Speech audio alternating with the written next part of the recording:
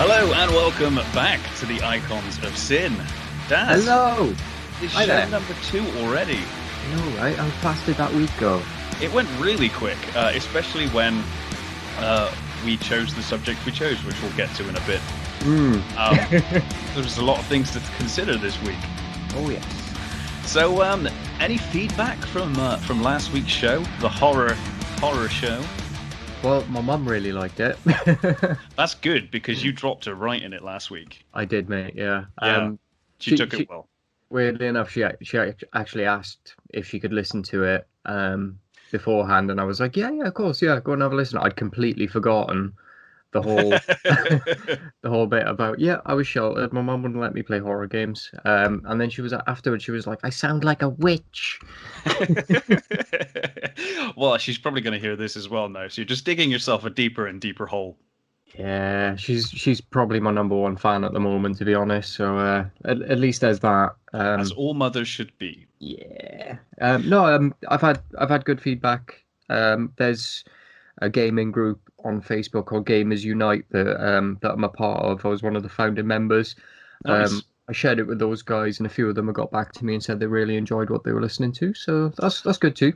Good stuff. I've generally had good feedback too. Do let us know though if you want anything changed on this show, or if you want us to kind of mix things up. I'm not sure we're going to stick with this format forever. I think we might get into some deep dives into gaming series and things as things go on. But to start with, we thought we'd do some big topics. Some feedback I got from last show, and I can't believe I did this. This was my bad. Resident Evil 4 came out on GameCube first, not PS3. I don't know why I lumped it in, because 4, 5, and 6 are all just like, very similar to me.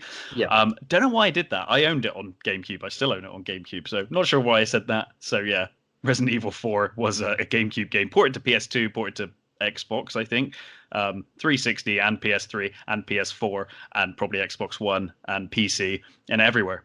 Yeah. Absolutely everywhere. And also a bunch of people suggested that I play Soma. I have not played it, though I realize that Epic Games gave it away for free a couple of months ago. So I do have it in my library, and I will be playing it soon. Yeah, they're doing that with GTA 5 at the moment. Haven't they killed Epic the Store. servers?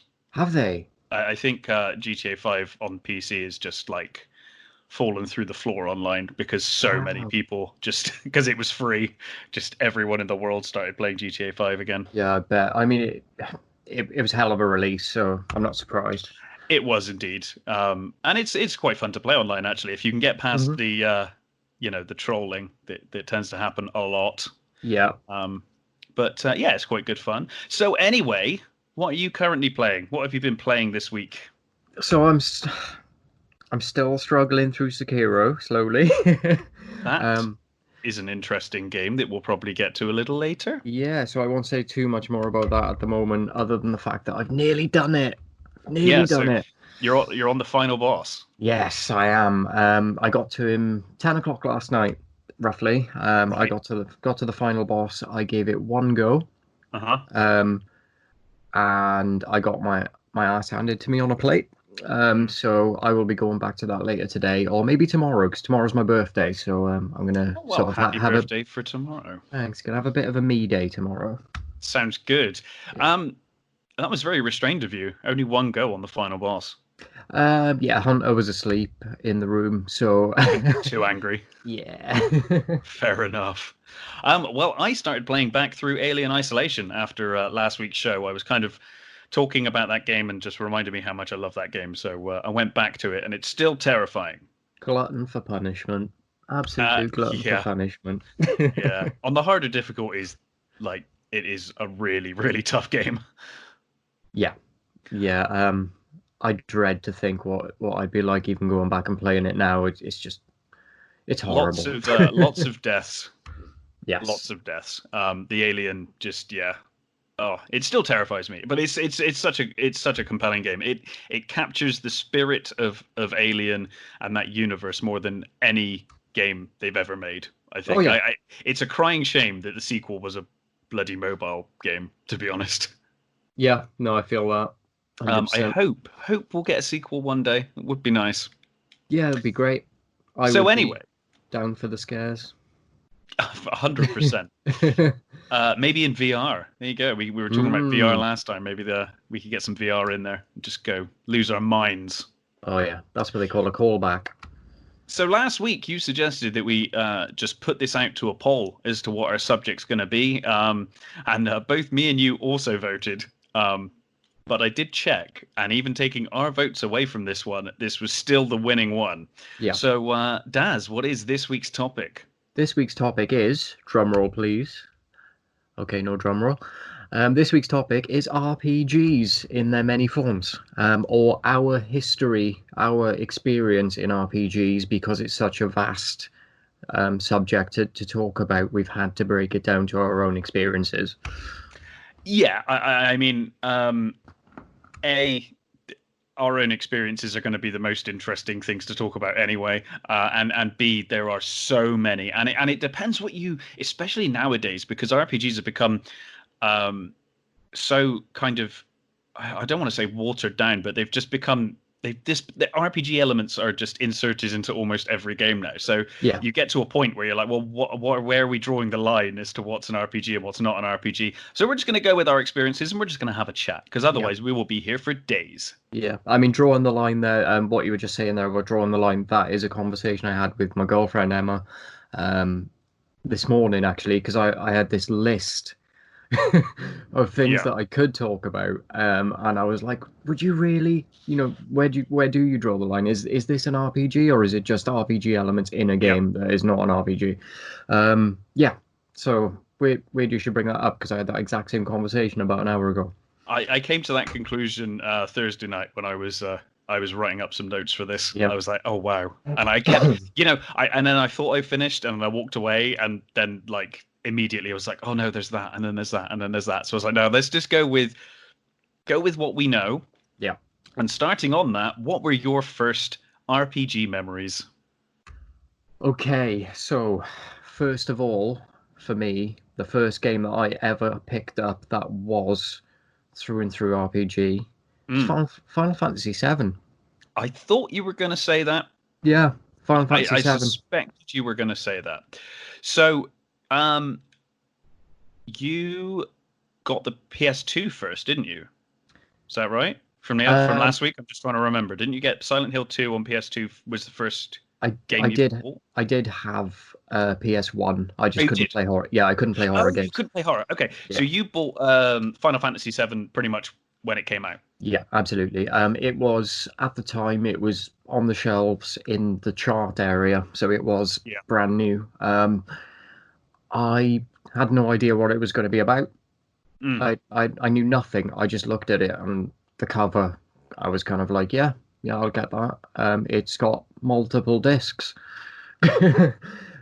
So yeah, I picked up Final Fantasy VII. The opening cinematic drew me in and took me into a world that I've never really escaped from. I absolutely love that opening cinematic. I Yeah, think is absolutely tremendous. And to this day, whenever I see that opening cinematic, I think it's incredible. The way it focuses in on one character, then pans out to the entire city, then drops back down into another area. yeah, Fantastic stuff. Um, yeah, so it's quite intimidating, isn't it? It amazes me because Final Fantasy VII was such a revelation, and so many people like everyone played that game. yeah. We'll get into this in a bit. I didn't really play many JRPGs. Mhm. That's more your kind of thing. Um, but even I played Final Fantasy VII. Like everyone played Final Fantasy VII that I knew. Oh Um, yeah, and it's kind of strange because how often do you find games in store and you're like, well, this is number 7 in a series. I'll start here, you yeah, know? yeah. I And know, yet we right? all did, which is kind of weird. Yeah. So, It actually blew me away, and I could. It was a fluke. Literally, mm, I saw the cover, and it's literally just the white case with the logo, yeah, and I was like, yeah, yeah, I'll buy that. mm, What would I have been there? I would have been 12 at that right. point. And my 12-year-old mind just kind of went, yeah, that's probably a good idea, and I was right. You were absolutely correct. It's been downhill ever since. Yeah. So what about you, Des? What's your initial memories of RPG gaming? Well, it's all a bit of a blur. I vaguely remember Bard's Tale on C64. I Nice. think I might have played that at Friends, though. I don't know that I owned it. Wizardry, I vaguely remember, is like a Diablo kind of isometric RPG. Mhm. Um, Might and Magic 2 was a game that I definitely remember quite fondly. That's like a first-person dungeon crawler, Okay. turn-based kind of affair, where you've got like six characters, and you're kind of mostly battle focused, but you've got puzzles and stuff as well. Really good fun. But I guess the one that really stands out for me as a kid was Ultima 4, Quest of the Avatar, which I had on Commodore 64, still have on Commodore 64. Um, Nice. in my opinion, probably one of the greatest RPGs of all time. I might be biased because it was like the one that introduced me to the genre, kind of, or certainly one of the first ones. Yeah. The first really memorable one, anyway. And it's a very unique game. It's a game without a plot. It's an RPG without a plot. Richard Garriott had created Ultimas 1 through 3, which I have played, hadn't played at the time. Um, Calabeth, then the three Ultima games, all of which pretty basically revolved around, big evil wizard, go kill big evil wizard, or, big evil dead wizard's wife, go kill her, that kind of stuff. Yeah. Basic RPG stuff, kind of mental to begin with, because it Hmm. was like, I guess Richard Garriott just wanted to put everything that he thought was cool into a game. So like Ultima 1, you've got this fantasy epic plus speeders from Star Wars, plus you can go into space and spaceships. It's like crazy stuff going on. That sounds Um, batshit, but it's absolutely mental. Like I said, I think he just took everything he thought was cool and put it into one game, and it's kind of epic for that reason. It's just ah, ridiculous. You start off with swords, you can get laser guns in the game later on, but it's still like a fantasy setting. It's bizarre. But when we got to Ultima 4, he kind of refined all of that, and he took it all back and created this world called Britannia, which is okay. it had previously been a different world, so he kind of changed it and it became Britannia, which is where all of the Ultima games take place following Ultima 4, and he kind of rebooted everything to an extent. But unlike the previous games, there was no plot really, so Okay. there's no big evil to defeat in the game.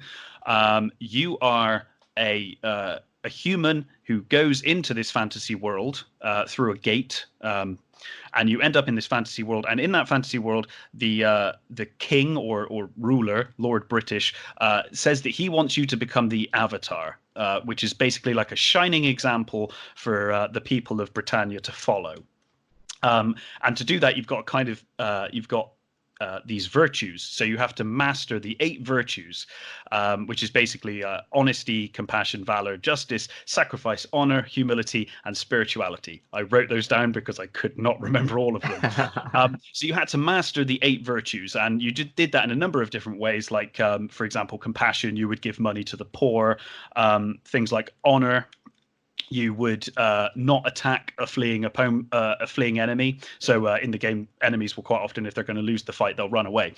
You can chase after them and kill them, but you will lose you'll lose honor. So that kind of stuff. So basically, you need to master the 8 virtues in Yeah.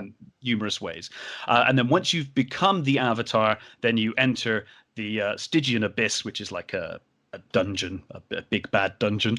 You enter the abyss, and you need to retrieve the codex of infinite wisdom, which was like a holy text of Oh, sorts. cool.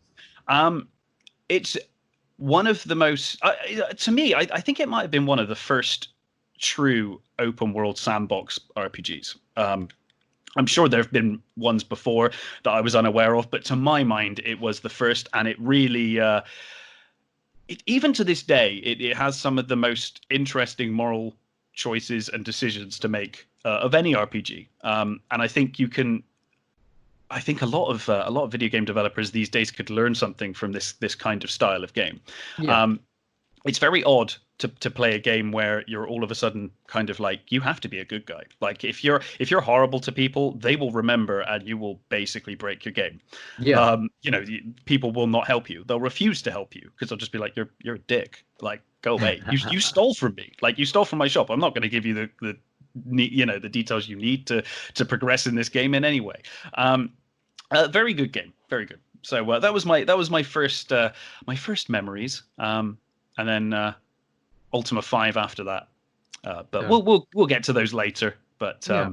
yeah. So you started with Final Fantasy VII. Yes. Where did you go from there? Well, I was on that game for a very long time. I can imagine. See, the great thing about Final Fantasy VII was the invention of the CD as media for video games. Yeah. Because Yeah. before that, they were restricted to cartridge. Um, what really makes Final Fantasy VII, in my mind, is the CD quality audio. Yeah. The 100%. soundtrack is incredible. Yeah. And the rendering of the backgrounds is incredible as well. I love that world. It's Yeah. it's amazing. Like I said, I'm not the biggest JRPG fan by any stretch of the imagination, but even I was captivated by that world. Yeah. We mentioned the soundtrack there. When you look back at the that opening cinematic again, Yep. and it goes from the sort of OST of it then, where you have that cinematic, and then you zoom in on the train, and then the battle music sort of commences. You got that Yep. sort of thing kicking off. It's like you're just kind of like your heart's pumping because you're like Yep. you've never seen anything like this before. It's like it's 1997, dude. Like what's going on? So this was Yeah, presumably your introduction to turn-based combat combat. as Yeah, well. yeah, How 100%. how did you find that? Because that must have been different to everything else you were playing at the time. It took a little while. I mean, you mash X for a while, don't you? You're just kind of like, is it my turn yet? Is it my turn yet? Um, Were you just like massively confused when you started the fight and everyone was just stood around, just staring at each other? they're just doing this. They're like bobbing back and forth, and I'm just Yeah, kind of just like, doing like a little dance on the what's spot. going on? What's going on? And then when you get into it though, and you start seeing, all right, okay, so these are your time meters. This is Mm. how this builds up. It's like it's actually quite addictive to the It point. really is, and it wouldn't look like it. And I think sometimes maybe when you see, I think if people look at like YouTube footage of games like that, I think Mhm. they probably look at them and they're like, that looks really boring. And Yeah, and they don't understand the strategy until you actually play a game like that. You just don't really see. I don't think that seeing the game is enough. I think you need to play the game yeah. to Well, understand how tense that combat can be, especially when you're getting down to those really low levels, those really low health points, and you're like, oh, I yeah, just need this one thing to work. yeah, I grew up like I said, Ultima 4 on turn-based gaming yeah, in general. So I was kind of used to that combat. The combat thing didn't bother me that much. But it's kind of interesting to think that, you going in, because it plays in real time yeah, until you get to a battle. And then all of a sudden you're like, oh, what's this? Everything's changed. The yeah. character sprites have changed, or the character models have changed. Everything's changed. Yeah, I think that the thing about that, you still feel a sense of urgency, um, even though I think it, the music does that. yeah, it's your turn. It's your turn. Like Mm. you can take your time, think about your actions, Yeah. but the urgency, like until you get used to it, at least you Mm. still have that urgency. Where that's where the button mashing comes into it. You know what I mean? Where you just kind of like X X X, attack attack, or magic magic. Let's just repeat these potions over and over until they run out. Yeah. um, for me though, it's once I got into the turn-based style of combat, future titles where they took that away from the Final Fantasy series, which we'll go into in a bit, I miss it in. I do wish they kept that going Mm. forward. It is one of the nostalgic sides of those sort of mid 90s, early 2000s Final Fantasy games that I was playing that I really do miss, and Mm. it's the reason why I don't. Well, you probably noticed about a month ago I was playing Final Fantasy 8 again. Yes, I did know. Um, I think I yeah, joined your live stream you somewhere in did. there just to mock characters. Yeah, you came in for a chat for a while. I do remember. Thanks for that, by the way. That's all right. But yeah, Sure, but what is your live streaming channel? Plug it. plug it. It is Daz, as in my name, Thomas, as in my surname, TBOI. That's Tango Bravo Oscar India. I had to think about that for a sec, and that stands for The Binding of Isaac. Of course it does. So yeah, all one word. Daz Thomas TBOI Oh, there we go. on Twitch, YouTube, anywhere basically, Everywhere. Facebook. But yeah, thanks for the plug. Oh, that's all But right. It's your show. yeah, so where were we? So I guess I'll try and catch up to you because I'm an old boy. Because then we can kind of go forward in some logical sense. Um, so I guess we started with, like I said, from my experience, Ultima 4 was probably the big one. Some text-based RPGs like Rogue, which um, basically had procedurally generated maps, items, permadeath. Basically, the term roguelike came from the game Rogue back A in the day. term I'm very fond of. A term you're extremely fond of, and we'll get to very soon. Yeah. And then, of course, we had the you know, Lord British Akalabeth and Ultima games, which kind of evolved from that Lord of the Rings ripoff to, you know, complex narratives and moral choices and all of that kind of stuff. Yeah. Wasteland, which I didn't play when it came out. I don't even know if that got released over here, but I have played subsequently. A fantastic turn-based RPG. It's like a post-apocalyptic RPG. It's a team-based Fallout, basically. It was made by Brian Fargo, who went on to helm the Fallout series, which was like a spiritual successor to Wasteland. Oh, nice. So it's kind of the pre-Fallout. And then Might and Magic, as I said before. And then obviously played the Zelda games on NES and N64 and SNES. Don't know why I said those out of order. But I never played the Final Fantasy games. Never. So, you know, Final Fantasy VII was my introduction to Final Fantasy as well.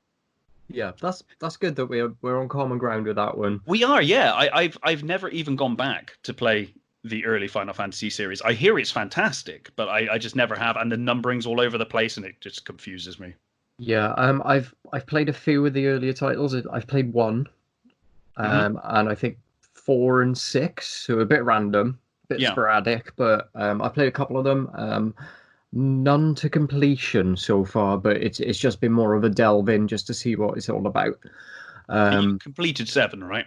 7, 8, 9. Yeah, the list goes on from there basically in terms of completions, but yeah. Okay.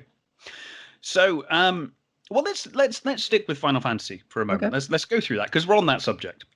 So, what did you think of the story of Final Fantasy VII? Because I think it's one of the better narratives. It's certainly for a console RPG. I think it's terrific. I love it. It's melodramatic, but it's, you know, as a kid or when you're younger, it's just amazing. Yeah, I mean, it's not quite as emo as 8. No. But yeah, I mean, in terms of 7 though, I love the story. I think there's elements to that story that like really cling to you. So for example, the relationships that Cloud has with his peers. So obviously he starts off very tender with Barrett. Barrett doesn't want him to be there really, sees him as a bit of an outsider and maybe even a liability. And then the way that evolves into a friendship. Some of the characters you meet along the way, obviously, like Tifa is a great character and a great side character to play. You know, finding people like Sid, for example. Yeah. A recurring, not so much a recurring character, but a recurring name through the series. Yeah. Played in Final Fantasy VIII by Robin Williams, if you look at him. And I think the whole Shinra element of the game, you know, obviously that overlord sort of aspect that they have where it's kind of like they are the big bad. Yes. And leading up to that first sort of end of disc 1, where you lead your way up Shinra Tower. That's the other thing as well. It felt so epic to have so many discs. You know, it was like, this is a hell of a game. It's like 4 discs, right? If I remember rightly. I think it was is it 3 for 7 and then 4 for 8, I Oh, you believe. may be right, I'm right. actually. Yeah. Yeah. And I think 3 was kind of the open world aspect more than anything. Yes. Yeah. And the same happened with 8, the final disc. You could literally just go around in your. We'll come back to that, but yeah, free roaming. Mm. Yeah, I think Final Fantasy VII. There was It was the first real game that I played that had plot twists. Okay. Sure. Um, 1 second there. Sorry about that. That's right. There was obviously the whole soldier aspect of things, and then your actual links to Sephiroth. Yeah. That for me, that blew my little 12-year-old mind, my man. So, you loved Final Fantasy VII. Yes, It basically inspired you to continue forward through the series. yes, What did you think when you got to Final Fantasy VIII? Presumably, um, you bought that immediately or pretty I did, quickly. I did. Luckily, my at this point, my gaming was something that was sort of horror gaming. Still no, but gaming is something that my family sort of really sort of took on because they saw Sure. it. It's something that made me happy, man. Yeah. And And RPGs are a great way to do that. yeah, RPGs include moral choices, they include strategy. There's a lot of, there's a lot going on there. It's not yeah, just, mindless shooting, though I am a big fan of mindless shooting. I'm sure we'll get to that one day. yeah, absolutely. Um, yeah, I think by the time I came to Final Fantasy VIII, I had the honor of owning it very, very early. Right. Um, I again opening cinematic blew me away Yeah. as they do in Final Fantasy games. The Um, cinematics have always been incredible in those mhm, games. yeah, Ever since they went to the disc media, mhm, like for their time. And you go back and look at Final Fantasy VII cinematics now, and if you've never seen them before, you'll probably get a bit of a laugh out of them. At yeah, the time, they were stunning.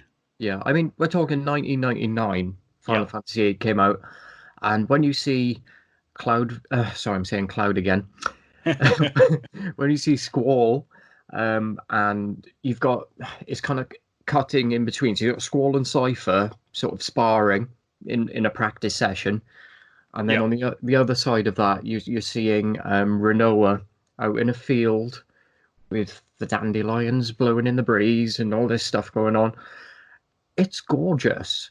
And you've got something that on one side is sort of sublime and really blissful and peaceful, and on Mm. the other side you've got the thunder, and you've got these two sort of rivals going at each other, and it looks like a final boss battle. The And the opening battle. yeah, and you're looking at it and you're just kind of like, oh, I want to be part of this fight. Mm. This is cool, and you don't even know at that point if either of those are the character you're going to play.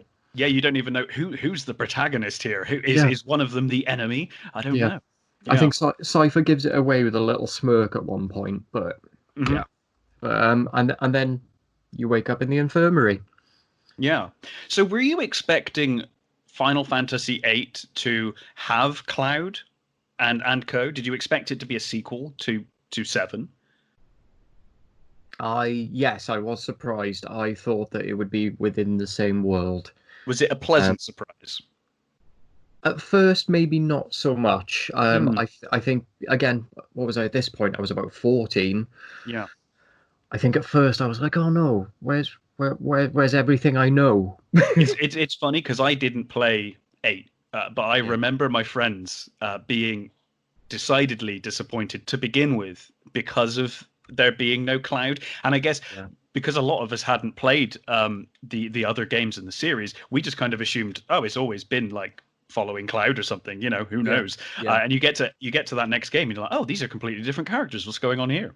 Yeah, it was a bit of a shock, Mm. but controversially for some, Squall turned out to be pretty much my all-time favorite protagonist. I remember you saying that during the live stream. Yes. Yeah, and yeah, a lot of people are kind of like, no, he's too moody, he's too emo, he's so self-absorbed. I love it. I love him.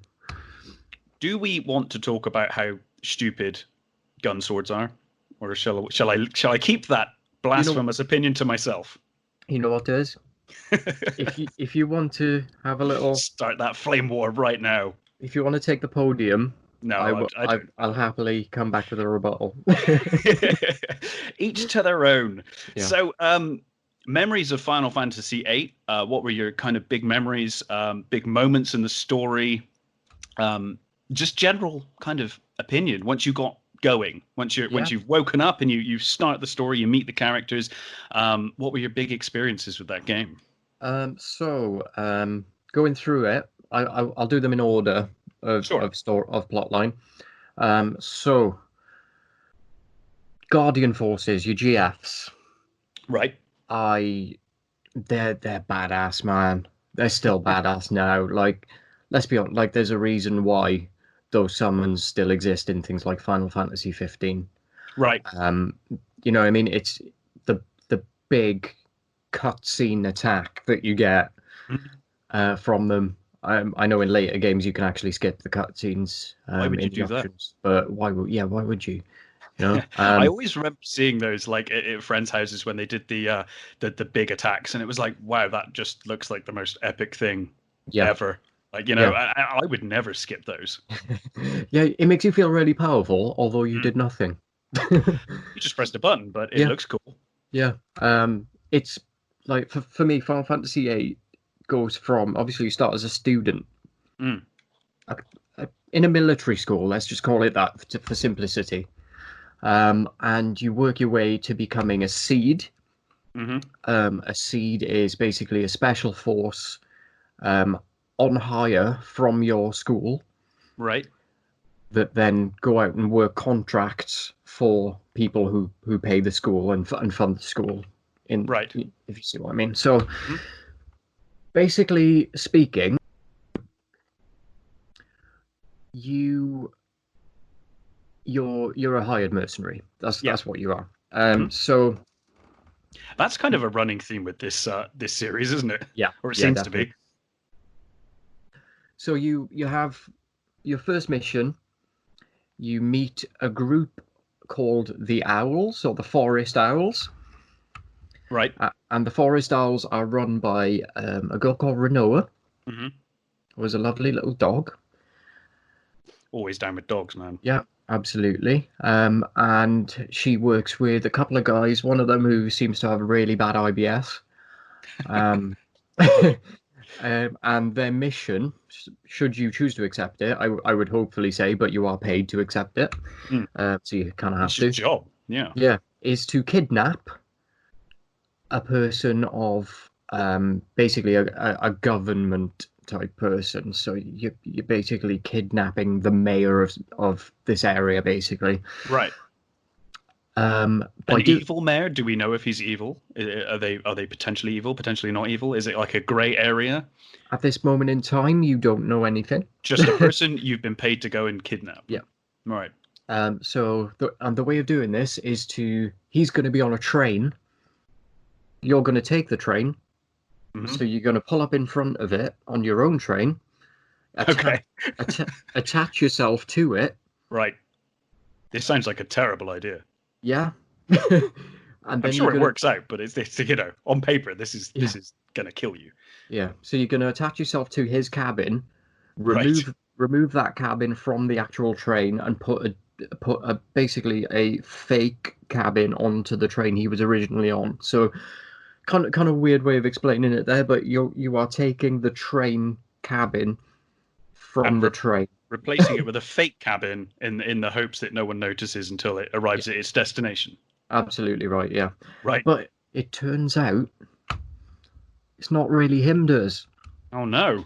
In a monumental twist. It's a monster, does, Right? and the monster's called Girogiro. Hmm. And Girogiro is a horrible, melty looking thing that you can kill with one phoenix down because it's already dead, so giving it life kills it. Right. How deep is that? That's pretty deep, man. Yeah. So yeah, obviously the main boss going into the first two discs of the game, Mm. you've got Sorceress Adir, who appeared in our poster for Yes, you this did. You did episode. a lovely poster for this episode. Thank you for I was supposed to be working at the time, Durs, but you're welcome. that.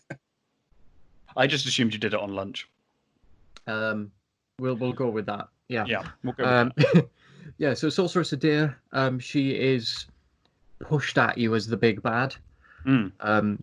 Amazing boss fights. The two boss fights you have with her are amazing. The first one is actually in a carnival, where you've been sent to assassinate her.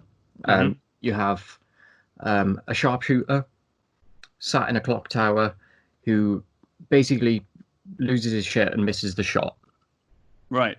And then you run in, big cinematic again, run in, get on top of this big, what are they called? Floats, isn't it? Where Yeah. Yeah. in a Yeah. carnival, yeah, you get onto her float and the boss battle ensues on the float.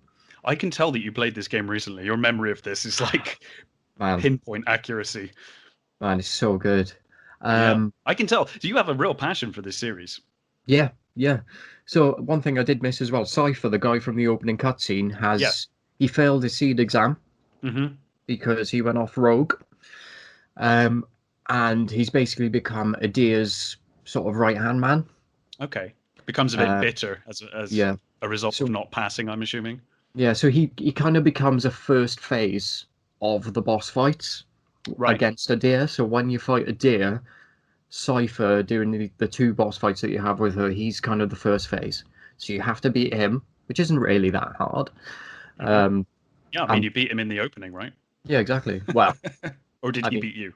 he beats your face a little Right. bit, hence the scar. But yeah, so Adair, you go through the fight. Out of nowhere, a massive bolt of ice comes from her hand. She throws it directly at Squall, and it goes through his chest. Right. He falls backwards off the float. Everything goes dark, and disc one ends. Oh my God, what an ending. What the hell, man? You're So like, how quickly did you chuck disc two in? so I think it was in before I took disc one out. So I reached for the disc, and it Does it hit me on. follow? Does it follow that the whole way through with like massive cliffhangers at the end of every disc, or? I think disc one's the biggest Right. sort of cliffhanger. That for me was kind of like, oh my god, what's happened? Mm. Is So you is he dead? Oh, do we play someone else now? that would be interesting. Yeah. But So we'll what did you move on. make of the other games in the Final Fantasy series going forward? So you said I eight was your favorite, did you say? Or at least eight, the protagonist is your favorite? Squall's my favorite protagonist, and I think because I was 14 at the time of playing it, first of all, I think the nostalgia of it is strongest. Hmm. However, there are later entries that I feel are stronger Okay. in terms of their story and things like that. Final Fantasy IX, I didn't touch for quite a long time. Okay. Reason for that being, I didn't like the way it looked. Interesting. What Yeah, didn't you so like about that as opposed to the other games that you'd played? my next door neighbor Michael, who actually I think listened to the first episode because he dropped a few likes and things like that on it, and I think he was in the poll as well. Right. Um, he was playing Final Fantasy IX. Hmm. I was around his house, and I didn't like that some of it had taken the human element away in some cases, so everything looked a lot shorter Hmm. in terms of character build and stuff.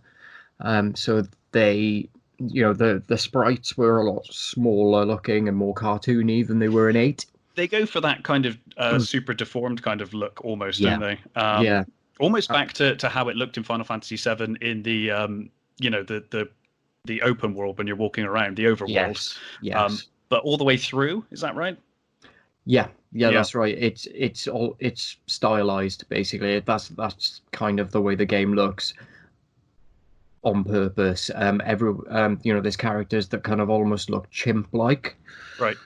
Um, and I didn't gel with it first of all. I do now, Right. That's interesting. but I think what changed there was just me getting over myself and my love for Final Fantasy VIII at the time.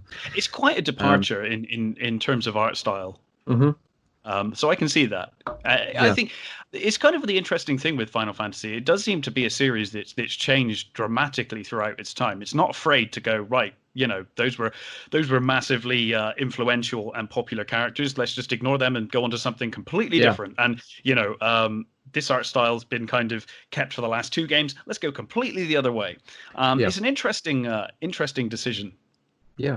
Well, one of the things that really blew me away with it, playing it back more recently, is that, you know, it's actually a lot more engaging than 8. Right. Yeah, Final Fantasy 9, like, the characters are a lot more endearing. Mm. You can like them a lot easier, if you know what I mean. Right. They Yeah. are Yeah. more likable. Um, but what actually blew me away was there was only 1 year difference between Final Fantasy 8 and Final Fantasy 9, when Final Fantasy 8 was such an epic. Yeah. And, you know, give it its day on the catwalk. Final Fantasy 9 is actually an epic game as well. You know, it's not a small title. So, as a non, apart from 7, non Final Mhm. Fantasy fan, um, going from 9 to 10, Oh. just from an outsider's perspective, how fucking annoying is Tidus? And Blitzball in general, to be honest. But Because I mean, I'm there's just going off of what I've seen in cinematics and stuff. He seems like the most annoying, arrogant twat, and right. he's the protagonist.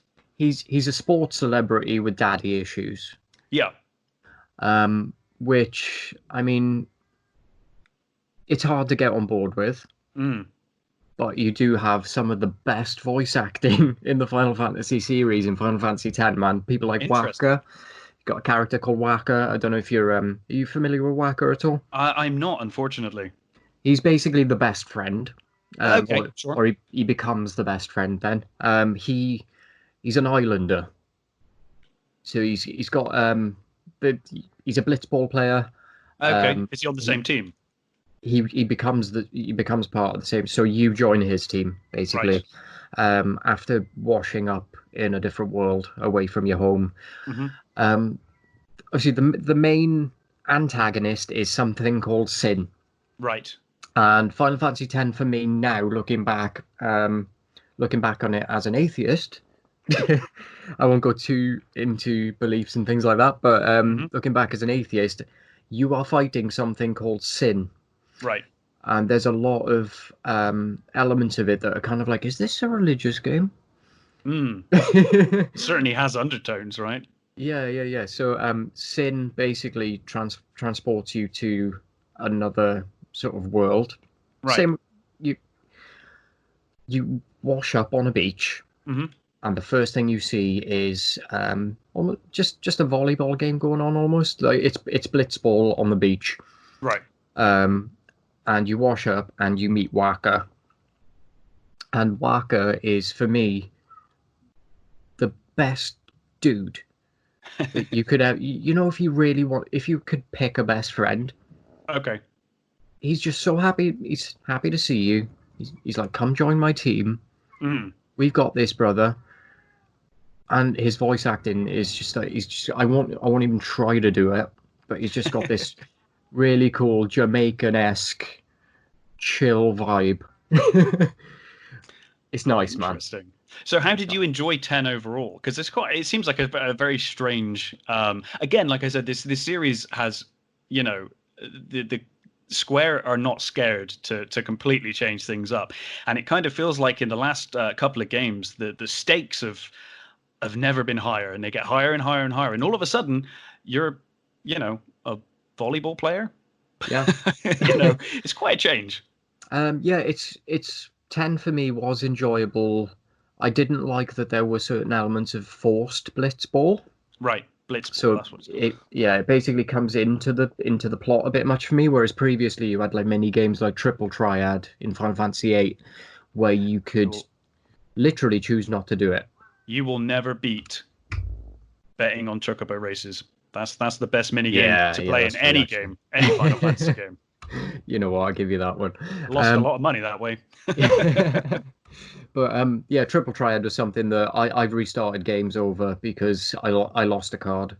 Um, I've literally been mid disc 2 Just rage quit. and just be like, oh my god, I've just lost one of my GF cards. Hmm. I'm gonna start again because I need to collect the whole set. Um, yeah, only ever managed to do it once though. So But yeah, if you were going to pick your dream team, from all Final Fantasy. Mhm. What's your dream? Well, who's on your dream team? As my 3-person battle team, Yeah, your three-person battle team from any Final Fantasy game. I would choose Auron from Hmm. Final Fantasy X. I would choose Gladiolus from Final Fantasy 15, Wow. Okay. and ooh, it's between Squall and Cloud. Okay. I would assume Squall because he was, your favorite character. Yeah, I know, but Cloud's badass too, man. Cloud is the most iconic, I think, of the series. Yeah, you know what? Let's stick with controversial. I'll take Squall. All right, there we go. So, overall for you, how is the Final Fantasy series progressed or regressed, and how do you feel about the series now as opposed to, when you first played it? Um, the earlier games now Mm, are nostalgia. I love them. From 7 up until 10, yeah. those games I can go back and play with a smile on my face. Not really find any challenge in them because Okay. because You you just kind know of them. yeah, I just kind of know them. I Mm, know how to be good at those games now, which is great. But it's just like it's playing it for the story. It's like going yeah. back and reading a favorite book of yours, you know. Yeah. Sure. Um, Going into, I didn't like the combat change in 12. Um, Okay. when What it did they first change? turn-based was completely gone, completely. Oh. Okay. Um, and it was the first time where you walk into a room, there's none of the you get that like Yeah. Yeah. that kind of zoom into the fight. Uh-huh. None of that. Literally, you walk close to an enemy, it engages you. Okay. Um, That's and quite a departure. yeah, it was almost like open world combat has happened. Oh. Um, so at that point, I hated it Right. because I was like, "What have you done to my Final Fantasy title?" Yeah, Um, because like I said, they've taken risks before, but it's always kept to the same kind of mechanics, and it's yeah, always kept to the basis of what is a Final Fantasy game. So at this point, yeah, everything's out the window. It's a fundamental change to the series. yeah. I think with 12,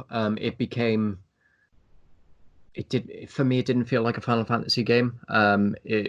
It was just more like an open world RPG because you could literally, apart from you had some checkpoint areas that you had to complete certain plot points to progress beyond. Apart from that, it was just a case of you're running around a marketplace, chatting to whoever you want to chat to, and now, oh, there's an enemy, right? Okay, we'll just fight them in the middle of this street, and then Uh-huh. we'll just carry on doing what we're doing. However, 13 totally redeemed itself for me. Okay. So Lightning, first of all, hell of a character. Hmm. Are you aware of Lightning at all? No, tell me all about it. So Lightning is a female protagonist. Hmm? The f- She the so main protagonist she of of that basic game. yeah, basically you've got Final Fantasy 13 is basically a three-parter. Right. So you've got the main game, Final Fantasy 13, where you play as Lightning. You have people like Snow, and what's his name? There's a really whiny little kid in it, and his name's completely gone from my mind right now. We'll Um, just call him Annoying Child. yeah. Anyway, the characters in it are very, very good. Hmm. Um, they're very well spread out, kind of like a Hollywood movie would have characters of all different sort of types Hmm. come together. So you've got Lightning, who is she needs to save her sister. She's a badass, sword wielding, magic Is using this the woman. first female protagonist for this series in terms of like main character? In terms of main playable character, yes, Yeah, interesting. and it kicks ass, man. Mm, Then you got Snow, who is her brother-in-law. right. So he's out for the same reason, although they don't really get along. Okay. Some of the character names actually slip my mind at the moment, but you've got It's all right. I'm amazed at your memory of this stuff. This is yeah, great. yeah, you've got a kind of goth-esque woman as well, who's one of the main characters. Hmm. She's very much a mage.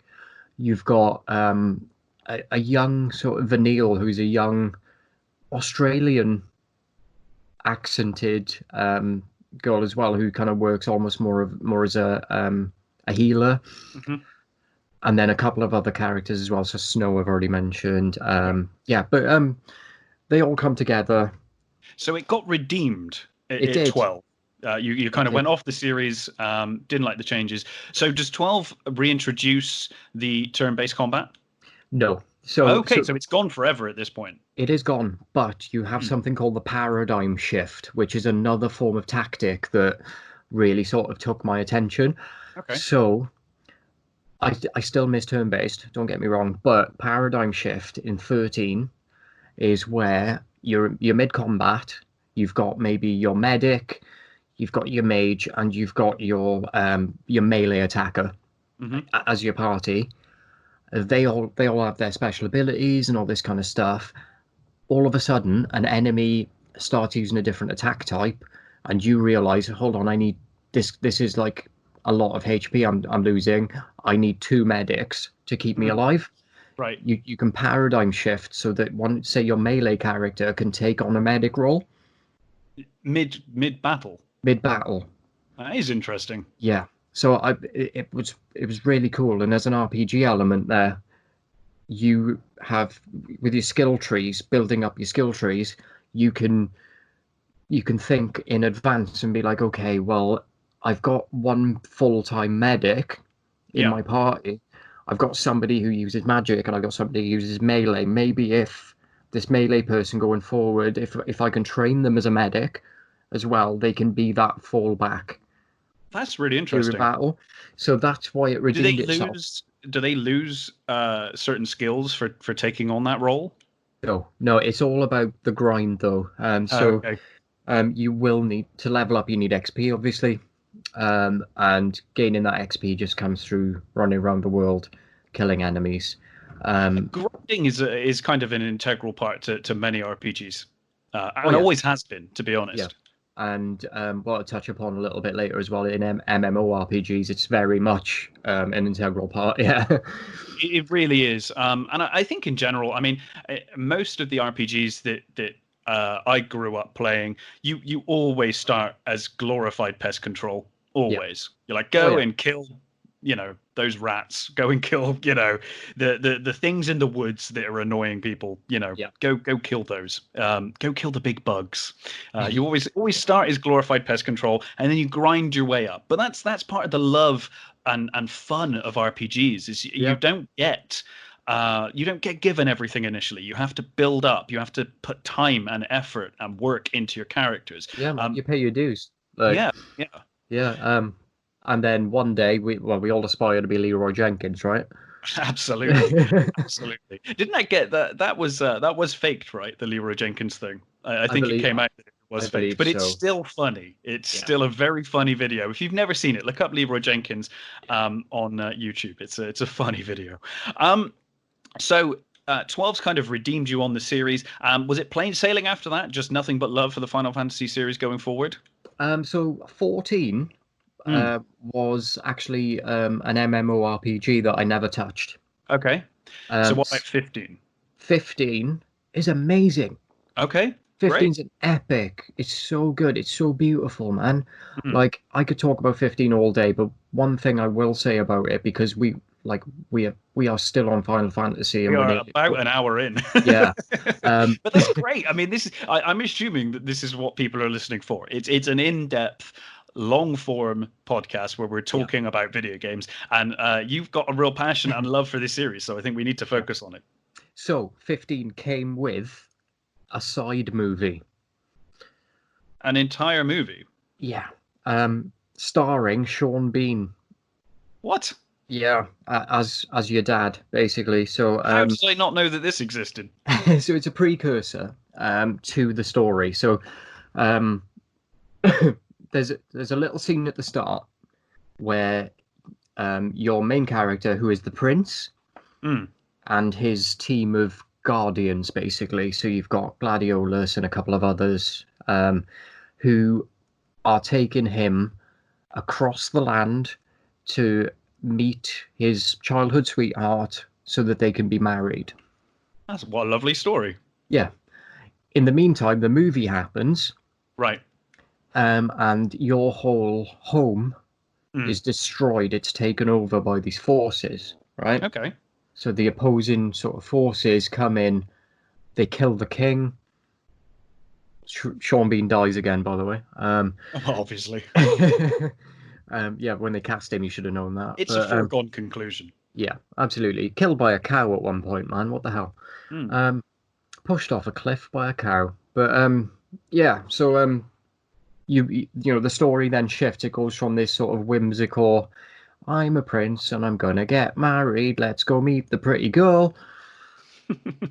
To that's how I feel that song should have gone if it was a Sure. movie. But If that would be the theme tune for yeah, Final Fantasy yeah. 15. Weirdly enough, it's not. It's Stand By Me. Oh, nice. That kind of works though, because from what I've Yeah, seen of that game, it is a group of friends, right? yeah. It's But like a road trip. yeah, it is. It's almost like a bromance game. But Stand By Me, but covered by Florence and the Machine. I'm gonna have to hear that. It's actually really good, man. And I'm not a fan of Florence most of the time. But No, me either, but it intrigues me. yeah, it's good. Hmm. So, So yeah.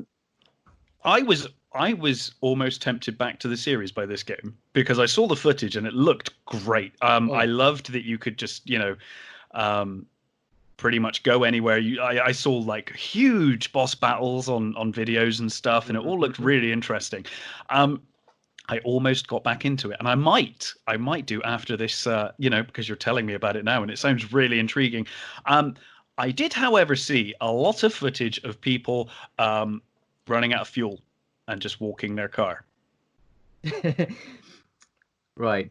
Here's Tell the me thing. about that, and tell me, is that frustrating or did you enjoy it? Because I know some people were like, it's great because it's, not only does that, it happens, but the game kind of takes a slower pace at that point, and the visuals are so breathtaking, the world is so interesting that they didn't mind walking the car or doing whatever Yeah. they had to do.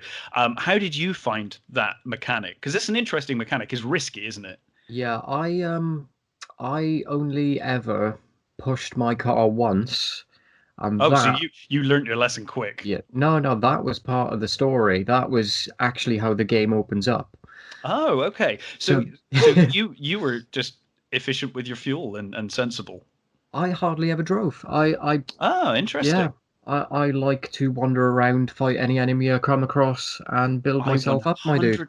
100% agree. And we will Yeah, get to that very conversation when we delve into the Elder yeah, Scrolls series. yeah. So what I used my car for was if there was an objective that was miles and miles away Yeah. that I kind of wanted to get to the objective, then I'd drive the car, I'd park it up in that town, Yeah. and then I'd free roam again on foot. So I would use it to get Okay. to distant places that would be difficult to get to on foot, but that was it. Um, Interesting. in some cases, I even had a car, but but That's great. I did end up doing a little playthrough where I souped it up and made it look really pretty and stuff as well. Mm. Put some nice sort of low suspension on it and things like that. It became a bit of a Gran Turismo kind of vibe. A lot of the RPG experience is making the characters your own, and I guess as an extension of that, the vehicle. So I Yeah, totally understand that. You want your characters to look as badass as yeah, possible in these games. yeah, I always do anyway. I spend a lot of time, and I've often thought that it's kind of a shame with some games where you spend so much time perfecting your character creation, and then you barely ever see them. yeah, Especially when they're first person, you kind of get that issue where you're like, well, I've made all this time, putting all this time and effort into my character, and I'm never going to see them again.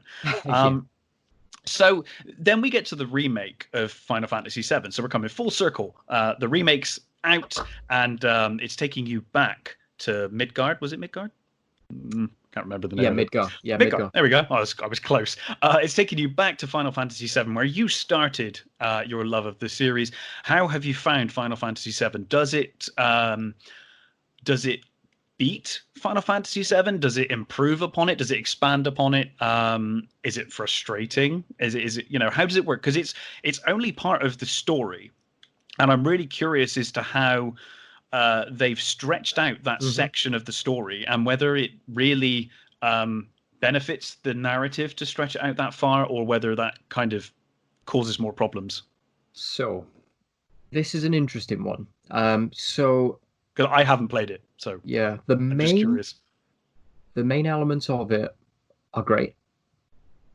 Right. So seeing everything, seeing Midgar In high def in and high having all that def. detail, yeah, because it was a wonderfully crafted world even back then. Oh yeah, And I yeah. must admit, it is something that when I saw the trailers for Final Fantasy VII Remake, I was like, oh wow, it would be really cool to go back and Mhm. see that world in more detail. It is gorgeous. The opening cinematic, I know we keep talking about them, but it's Final Fantasy. You have to talk about the opening cinematic, all right? Um, the opening cinematic again, it is faithful. Hmm. And literally you zoom in on the train again. Oh, great. Okay, so it Yeah, does the cinematic is the same, just with new graphics. yeah. Fantastic. The only difference you have now is you don't have that classic turn-based. It has more of a Final Fantasy 15 style of combat, which is more sort of run up and fight. Hmm. Um, it's yeah, it's you know there are menu options, but they're mid-fight, and it's more certain buttons do certain things rather than let's choose from a list. Okay, sure. Um, it's faithful. The characters are great. The voice acting is fantastic. It does branch out. So a lot of the little sort of you know when you get to that little the little marketplace Yeah, before you hit Shinra I'm headquarters. guessing it's now a sprawling marketplace. Yeah, yeah, it's Yeah. like things like that. They've taken that small marketplace where you would literally walk in. It was a one room or a two room building, where there was maybe a It, shop they upstairs. they always kind of struck me, those areas, because it's the overworld, and you've got the kind of super deformed version of the characters running around. Yeah. I always assumed that they were kind of like placeholders, like in strategy games. You see a game like Command and Conquer, Yes. and you've got your barracks, and then you recruit or build your soldiers, and they come Yes. out and they're like, giants compared to the building, because you Hmm. assume the building's a placeholder. So I always assumed with Final Fantasy VII that those areas are meant to represent bigger areas than they actually are. So I guess now Yeah. they've got the opportunity to go back and be like, well, this is how we would have envisaged it if we had the technology, or the number of discs to make this work. Yeah, man. Yeah, absolutely. Like the scope of it is massive. It's I would give I would give it a 9 out of 10. Wow. Okay. So it for you is absolutely um, a worthwhile endeavor, and it's absolutely a fantastic remake It so is. far. So far, It they could drop is. the ball, but so far. However, that 1 out of 10 where it's missing Hmm. can be quite devastating to some. Okay. So it's one element in its entirety that's marked it down for me. It would have been a 10 out of 10 if they didn't do it. Right.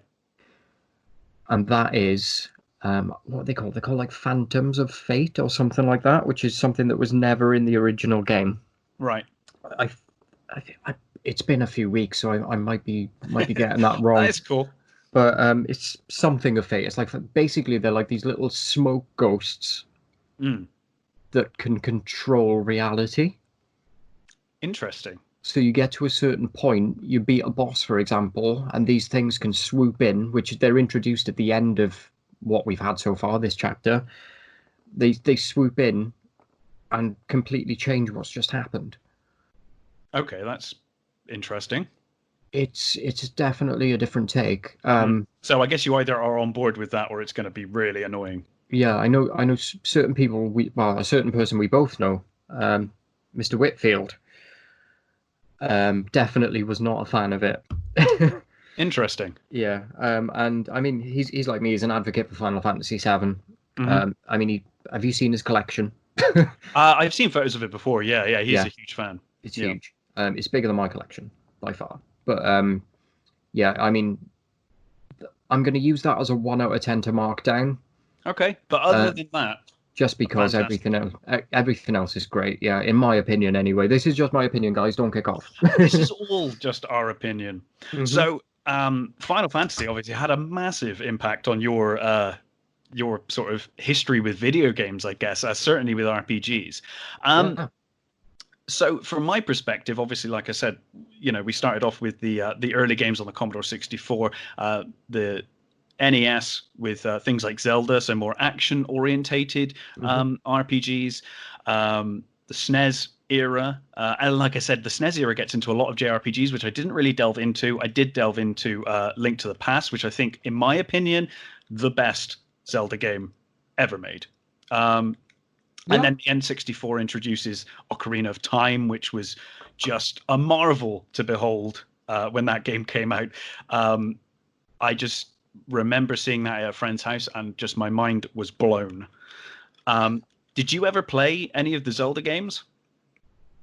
So Link to the Past I played. Mm, Ocarina of Time I watched yeah, I watched a friend play, right. and I made that friend promise, because this was at a time before streaming, obviously. Yeah. I made that friend promise that they would not continue to play that game So unless I you was were in their there. house. So Yeah. you were absolutely in on Yeah. this game and committed to. If you couldn't play it, you would see it. Yeah. I didn't have an N64. Mm. Neither did I Um, growing up. yeah. My So friend had. I didn't get to play it myself, but my friend did have an N64, and I watched that game through and through. It's such a wonderful it's such a wonderful experience, and we'll get to this later anyway. When you take a game that's two-dimensional and then you go 3D, and you Yeah. can kind of see those environments, you see that world a little a little more. Hmm. I loved Ocarina of Time. I thought it was a fantastic game. I loved that you start off as young Link and then things move forward. Yeah. Loved all of that. Did you play Majora's Mask? I didn't. Okay, so Majora's Yeah. Mask was really interesting because that had a time limit, Okay. and the world will end in so many hours. You have to try and complete. You're not going to complete the game your first time through because you will fail and apocalypse will happen. Um, a really interesting game. It's pretty much the Ocarina engine, so it's pretty much the same looking Okay. kind of game, but it had a really interesting kind of time deadline, almost like I guess Dead Rising, that Okay. kind of thing, where you've got Yeah. that set timeline. We didn't get into Dead Rising during horror. I guess it's not really horror; it's more kind of just beat 'em up fun. Um, but yeah, Majora's Mask was a really interesting game. Did you do much in the way of PC gaming during your time? Weirdly enough, I didn't have a PC Mm, for a long, long time. When I finally got one, I think it was around about maybe 99, 2000. I was playing things like Command and Conquer a lot, which wonderful. We'll doesn't, get to that one yeah, day. yeah, it doesn't really fall into this category. Mm, Um, and things like football management games. okay. So, Yeah, did most you of ever my, play the Baldur's Gate series? I didn't, no, Oh, well, I still haven't. I would highly recommend. This for me is like if I could pick a time that was like the height of role-playing games. Hmm. Ultima series aside, although some of the Ultima games, the later Ultima games, like Ultima 7, is a masterpiece. Around that time, those kind of mid to late 90s RPGs for me are just stunning. Yeah. Baldur's Gate was good. Baldur's Gate 2 is a masterpiece. It's probably got some of the most memorable characters of all time. Minsk and Boo will always be um, some of my favorite characters in RPGs. Hmm. They took kind of an interesting choice. Baldur's Gate was quite a big open world. Baldur's Gate 2 is actually a smaller world. They actually made the world smaller. And that's kind of a surprising move, especially, nowadays when games just have to get bigger and bigger and bigger. They kind of purposely decided rather than make the world even bigger and have less in it, we will go for a smaller world and it will just, it will be big enough to fit the narrative that we've written. Yeah. Um, and as a result, everything in that world is just rich and deep, and you can spend so much time speaking to characters, the dialogue options, the characterization, the narrative going through it. It really is one of the best RPGs of all time, in my opinion. Yeah. So I will have to look at it. I think I would highly recommend it. Baldur's Gate 2 as well. Weirdly enough, it's a bad year for me, man, 2000, because Baldur's Gate 2 I haven't played. Diablo 2 is the only Diablo I haven't played. That came out in Well, 2000. we will get to Diablo very shortly. I'm on my And way. Final Fantasy 9 was 2000 as well, which I didn't pick up on at the Interesting. time. So Yeah, I guess maybe you were getting into starting your bands and stuff then. yeah, it was around then actually that I started playing guitar. So Yeah. yeah, sounds about right. So moving on from Baldur's Gate 2, and most people kind of herald Baldur's Gate 2 is the best of those early games. But for me, um, Planescape Torment is probably the best written RPG I have ever played in my entire life. Yeah, It is an incredible experience. It can be a little odd to play to begin with. yeah. You basically play as the Nameless One, who is immortal. You wake up immortal with no memory, and you kind of strive to discover who you are by traveling across the various planes, which are like different dimensions in D&D. Hmm. Um, so you go through all of these planes trying to recover your memory and find out who you are. So it gives you a character. You start off as a character. You don't build your own character in this, Yeah. like you do in other games. You are given a character, but because this character's lost his memory, you can make this character whatever you want him to be. You can be Interesting. the most evil piece of shit on the planet if you want. That's completely up to you. The narrative completely supports whichever path you choose to pick. If you want to be an evil character, the narrative will absolutely carry you and carry the Hmm. story in that direction. Because in some games you feel like playing as the evil character always feels like it's almost shunned upon Yeah. in a lot of games. Not so in Planescape Torment. Not at all. You can be as evil as you want. You can be as good as you want. You Hmm. basically are uh, an immortal character with no memory, and you basically create the character yourself through playing, through your actions, rather than through a character creation screen. Um, Very interesting. it's Hmm. an interesting game in that there is not really much combat. It's not much of a combat game. There is combat. You can have combat in the game, um, but equally you can resolve pretty much maybe every I don't know, but maybe every single situation and encounter in the game pretty much could be solved through role playing. You can talk your way out of most things. The dialogue options is one of the most expansive and extensive dialogue set I've ever seen. It's Nice. absolutely incredible game. It's a very different experience to a lot of RPGs in that a lot of RPGs focus on the combat. Yeah. And this game is very different from that. It's much more of a role playing game, ROLE Hmm. playing game. um, but yeah, it's an absolutely incredible game. Planescape Torment ranks for me as probably one of the greatest, if not the greatest RPG I've ever played in my life. Um, That's moving on, going on the list. That is it going on the should go list. on the list. It's You've sold there. me. You've sold There me. are enhanced editions for PC now of Baldur's Gate 2, I think Icewind Dale as well, and Planescape Torment. So any of those games you want to get, you can get them. The enhanced editions, you can get them in high def, Hmm. and I highly recommend doing it. I Uh, will.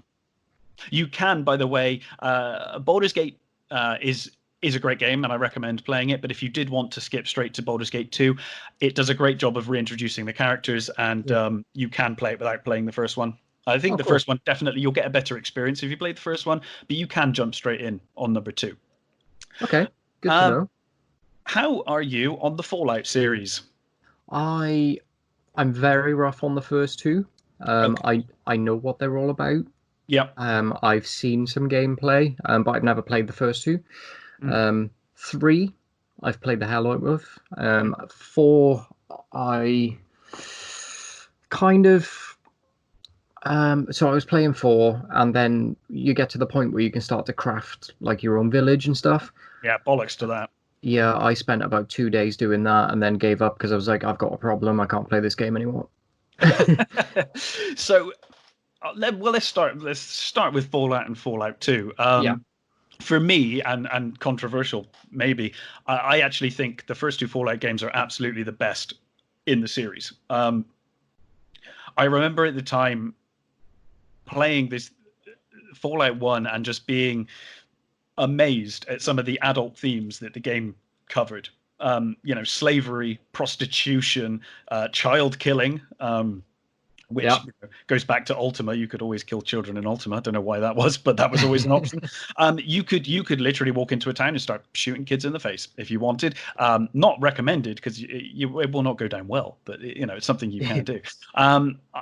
One of the most gory series of games I'd ever played. The gory deaths in Fallout 1 and 2, which follow through the whole series, it makes every encounter, every battle massively memorable, and it makes you feel like a complete badass when you kill people, you kill your enemies, and you save a town or save some people. Yeah. An amazing game. It's one of those games that drops you into a post-apocalyptic world, and you can do pretty much anything you want. Originally, when Fallout shipped, it had a time limit. Because basically you're a vault dweller. It's a post-apocalyptic game for people that haven't played it. It's a spiritual successor to Wasteland, and you're basically it's a post-apocalyptic. It kind of takes the themes and kind of visuals from Mad Max 2 in that kind of post-apocalyptic way, and it takes the vault idea from A Boy and His Dog. And kind of mixes it with Forbidden Planet in that kind of how the 50s saw the future, which I love, and I love that aesthetic, which obviously you've seen in future Fallout games. Yes.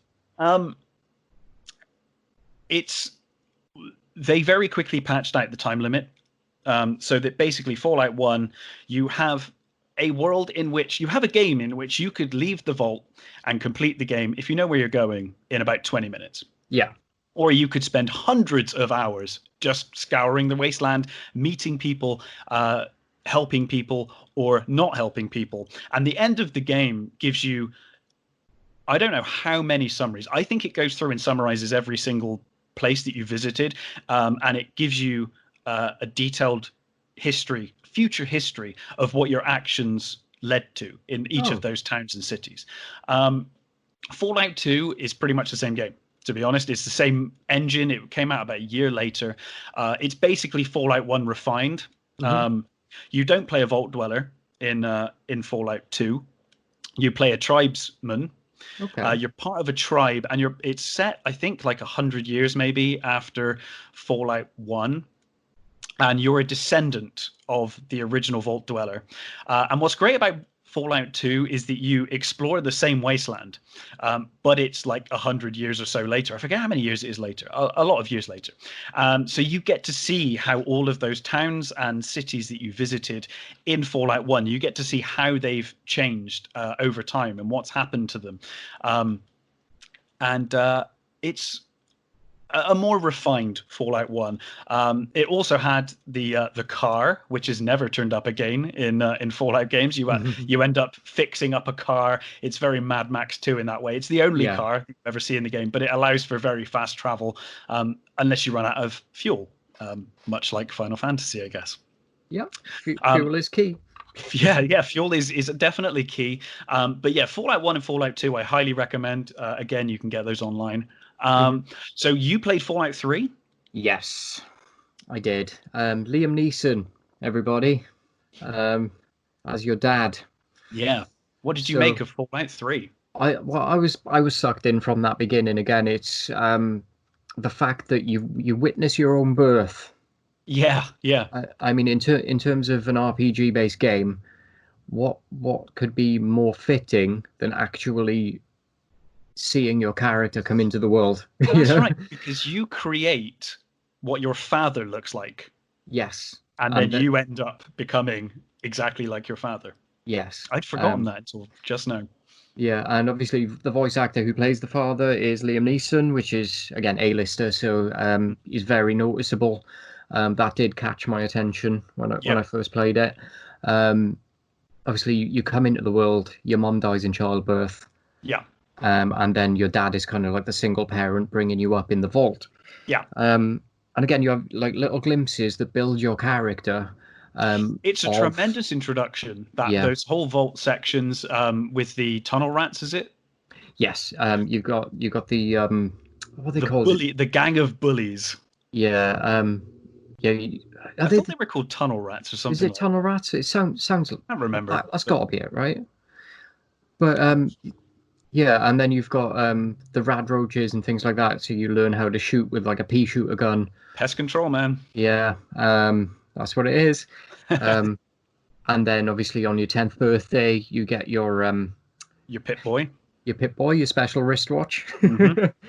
um, yeah, I think the opening before you go open world in Fallout 3 is It's a great actually fantastic. it's a great introduction. Hmm. Now I'm curious because I'd played Fallout 1 and Fallout 2, which are isometric, they're not first person. Hmm. Um, when I left the vault for the first time and saw the world in 3D, it was one of the most breathtaking moments that I remember from video games. It was incredible. But I'm curious because you never played Fallout 1 and 2, did you have that same experience? I loved it. Yeah, I think Because you leave the vault and you've got the sun hits your eyes and it goes kind of blurry because you're used to the darkness, and then your eyes adjust and you just see this massively open world. yeah, I think I went through what my character went through in Sure. that scene because you actually invest yourself. The first maybe hour and a half, 2 hours of the game, you're in the vault and you're going through, you're doing your exam, you've got all these different elements and different characters that you meet and like or dislike and choices that you make that adapt to their relationship with you.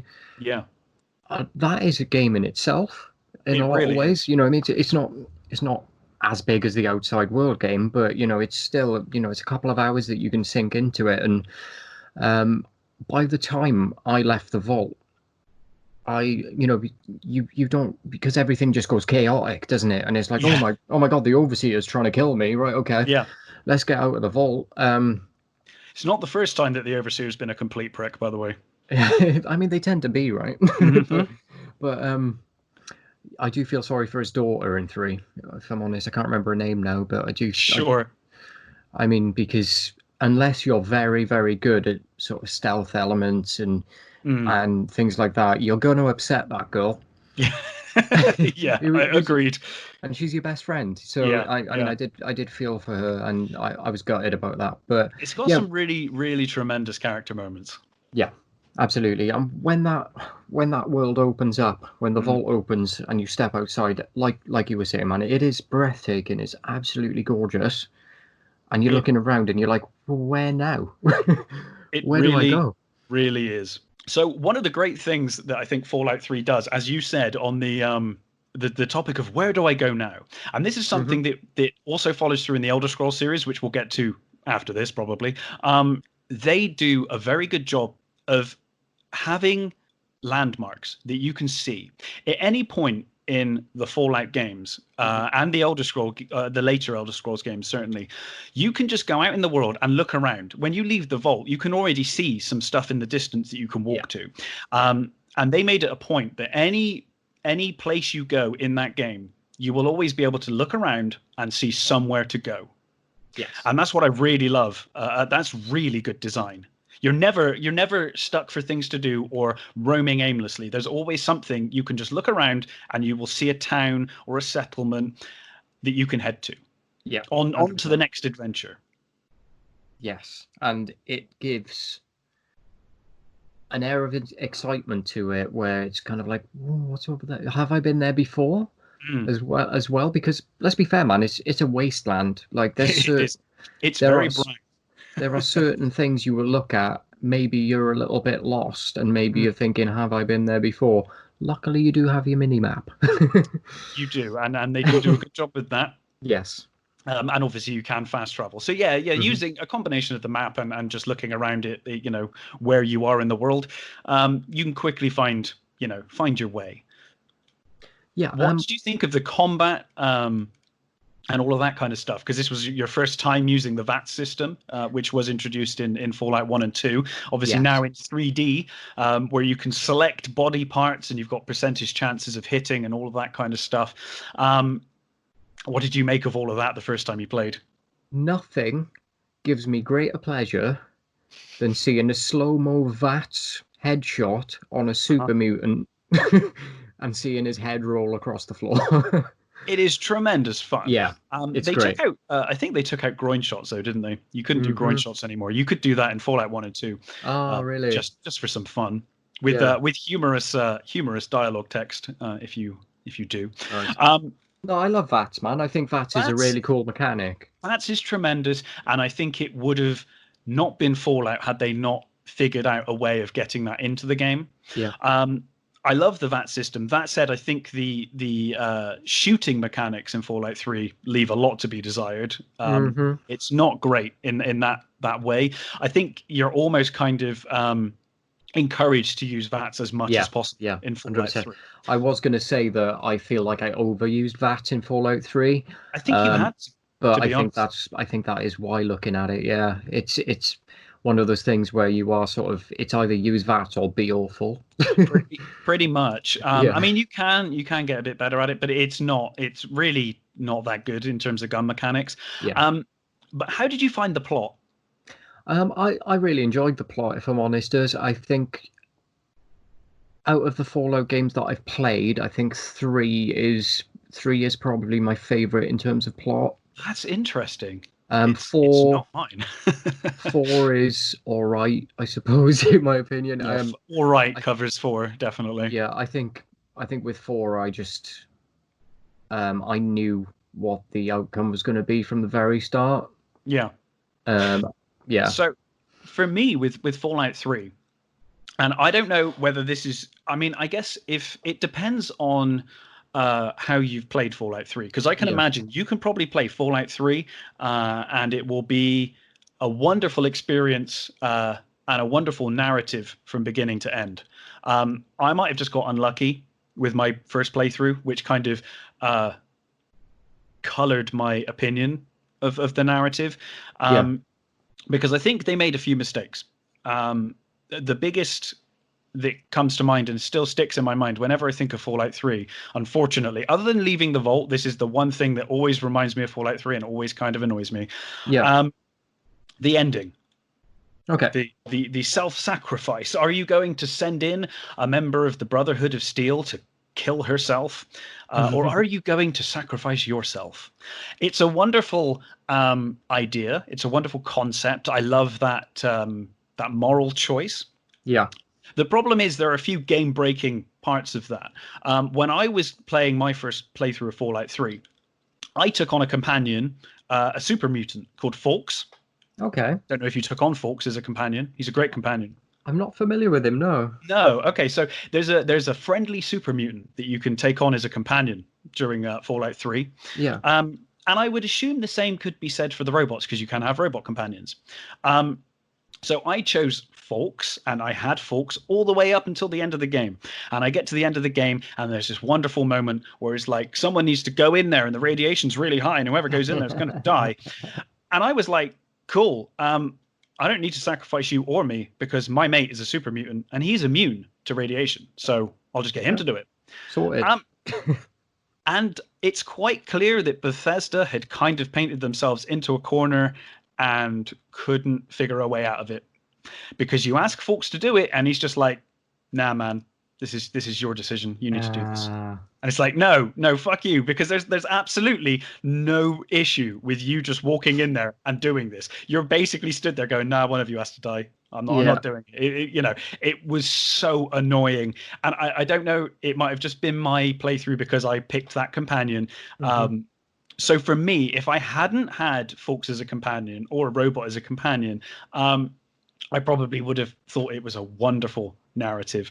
It's just that at the pivotal moment of the game, I was kind of disappointed by that. But that's just me. Aside from that, it's a wonderful game. So once you had been refused by the super mutant, did you go yourself, send Sarah Lyons, or did you blow up the whole Jefferson? I went in myself. Yeah, same. Yeah. I mean, had to. But yeah, it really bugged me. But yeah, other than that, I think it is a really fun game. It always felt like Fallout lost something when it went to 3D for me. But that's just because I'm, a boring old man stuck in my ways. Yeah. What I think greatly improved or it's certainly the closest that Fallout ever came to the original games for me was Fallout New Vegas. New Vegas, yeah, Yeah, yeah, made by a lot of the original team who worked on Fallout. Obviously, they had to work within the Bethesda way of working, so it had to be a 3D game. They couldn't go back to doing an isometric game. yeah. But I thought they did a really good job in New Vegas. I think it has a superior story personally to Mhm. Fallout 3. I'm guessing you disagree, but I really loved all that stuff with like Caesar's Legion and the moral choices, the gray areas when it Yeah, comes to who you end up deciding to side with. Because when you first meet Caesar's Legion, they're abhorrent and horrible. yeah, But the more time you spend around them, the more you're like, okay, I can kind of see why you are the way you are. And also, everyone else that I'm friends with, none of them are particularly nice. They've all got some pretty awful secrets. yeah, I love that kind of gray area, and I thought the yeah, gun combat was definitely improved. yeah.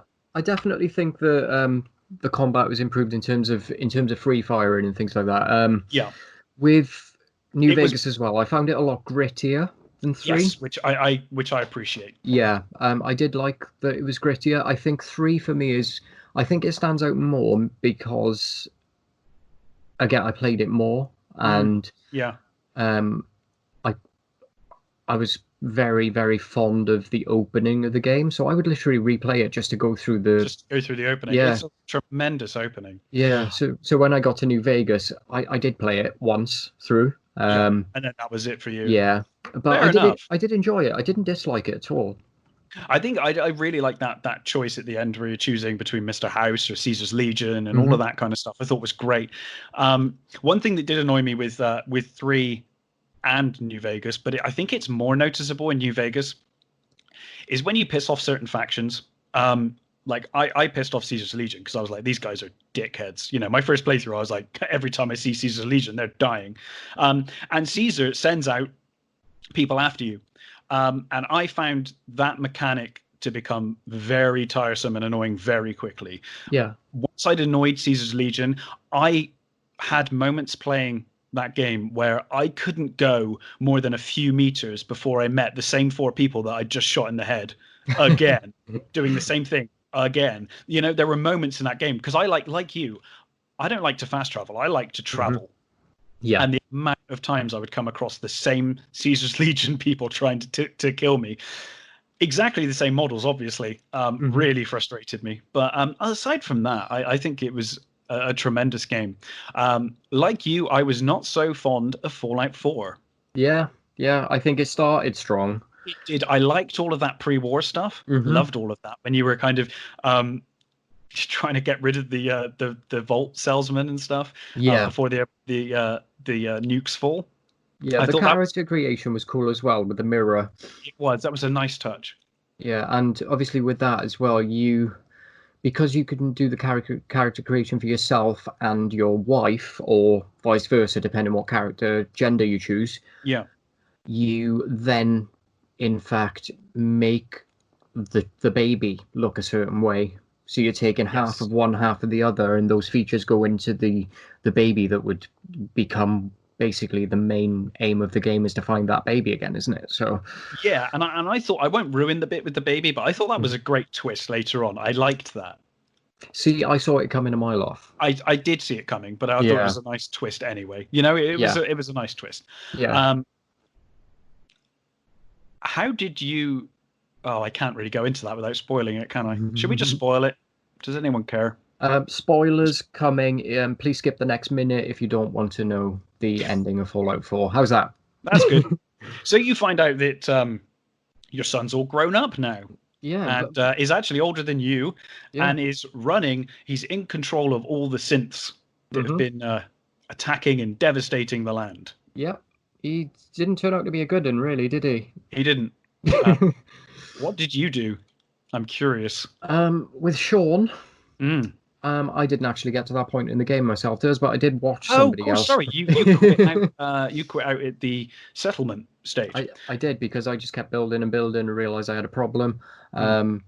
I would have just run around cutting down trees and See, I was the opposite. mm, I found, or maybe not at first. Actually, maybe if you kept playing, you would have found it. I found the settlements a complete burden, and I wanted nothing to do with them. After I'd made one, and I was like, "Oh, this is really cool." And then I got really bored of it, and I got bored of being told that my settlement was under attack, and I couldn't be bothered to go back and help them. I didn't really care, and who were the other people in that? There was the What they called the not the railway, the other ones, the yeah goody goodies. I yeah I hated can't. You meet them in the town hall, don't you? yeah, What are they the called? Minutemen. Minutemen. That's the one. I hated them. I just wanted Yeah. nothing to do with them. And for me, when I got to Sean, I was like, oh my God, Sean's all grown up and, he's in control of the synths. He could be my dad now. What an asshole. I killed Yeah. him. You killed him? I killed him Fair. and killed everyone in the synth area. Yeah, I So just destroyed him. one of the things I found really fascinating about that end game is the synth version of Sean Yeah. as well, where Mhm. you're almost you're manipulated into falling in love with this little synth version of your child. It's a wonderful, wonderful moment. Mm-hmm. I think that's a great twist. But again, you can choose to sacrifice him, can't you?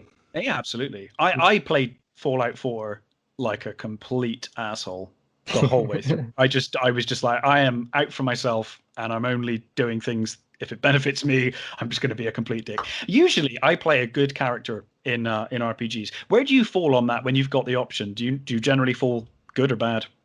I think my internal good Yeah, same. is enough a lot of the time to like Same. I'm very sentimental Yeah. when it comes to certain characters and things, and I try to do everything to keep everyone alive. I So do that, and yeah, occasionally I will find when I'm trying to do a good playthrough of some games, and someone annoys me, I find myself saving the game and then shooting their head off, and then reloading just to get the frustration out, and then I'm like, okay, I'll continue on. Um, amazing. I I need to think see for that.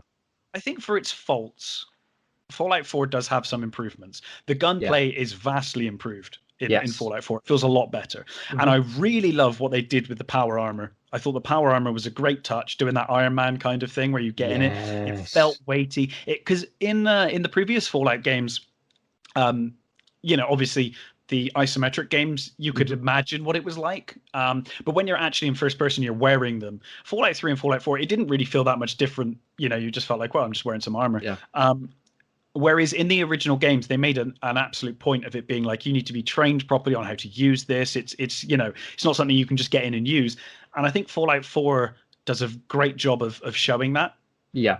Yeah. and feeling that. You feel like so powerful wearing that thing Yeah. I think that bit outside of the town hall where you first meet the Minutemen, with the death claw. the Death Claw. I mean, there's two ways of doing that fight, my man. There's power armor, Yeah. or there's run inside of the open shop and shoot it through the windows. Well, yes. There is I always that option. I've done both, Yeah. and I feel like the power armor used in that scene is just so badass. It's It so good. really, really is. Yeah. I broke my power armor so bad in that battle that I just had to leave it there for ages. It just sat there until I had stuff to fix it with and came back to it. Yeah, yeah. No, man, it's power armor was a good thing Mhm. to use in four. And also another thing I did really like about four was the crafting in terms of your weapons. Yeah, I think it was very versatile. it was. Yeah, they did a Um, really good job with that, and there is a surprisingly deep amount of customization. yes, yeah, and I think that was one of the things that got me to buy the game in the first place. 'Cause I saw that at E3 when they announced Fallout 4, Mm. and they were showing the crafting elements and things like that. I was like, I need that game. Yeah, yeah. That's Yeah, for me. yeah, Yeah, I don't think it's a terrible game. I think it gets shit on a little too often for my liking. I don't think it's that bad. It just has moments, and I don't think it ever lives up to that initial leaving the vault moment from hmm, Fallout 3. But yeah, it's still a pretty good game. yeah. I've not played 76. I hear terrible things about it. We'll get to multiplayer in a bit, I guess. Mm. While we're at Bethesda, we may as well cover the Elder Scrolls series. Let's do it. Let's do it. So, where did So, you start? um, well, I played all of them. Hmm. I started with Daggerfall, Okay. went So, back and played 96. Arena. Yeah, I mean, I don't know that I played it then, but my first Elder Scrolls game was Daggerfall. Actually, no, I probably did play it then. Thinking about it, so Arena was originally meant to be exactly that. It was meant to be an arena combat kind of game. They then decided to expand into this huge world, and it is a massive world, even by today's standards.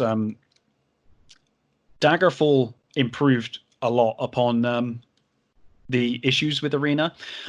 Both games are very janky, as you'd expect from Bethesda, but hugely ambitious games. I mean, they basically took what they'd seen, I guess, in Ultima Underworld and Ultima Underworld 2, which were basically Ultima games in first person. They took it first person RPG experience, very much what would become the Elder Scrolls series. It all kind of comes from Ultima Underworld, the Stygian Abyss.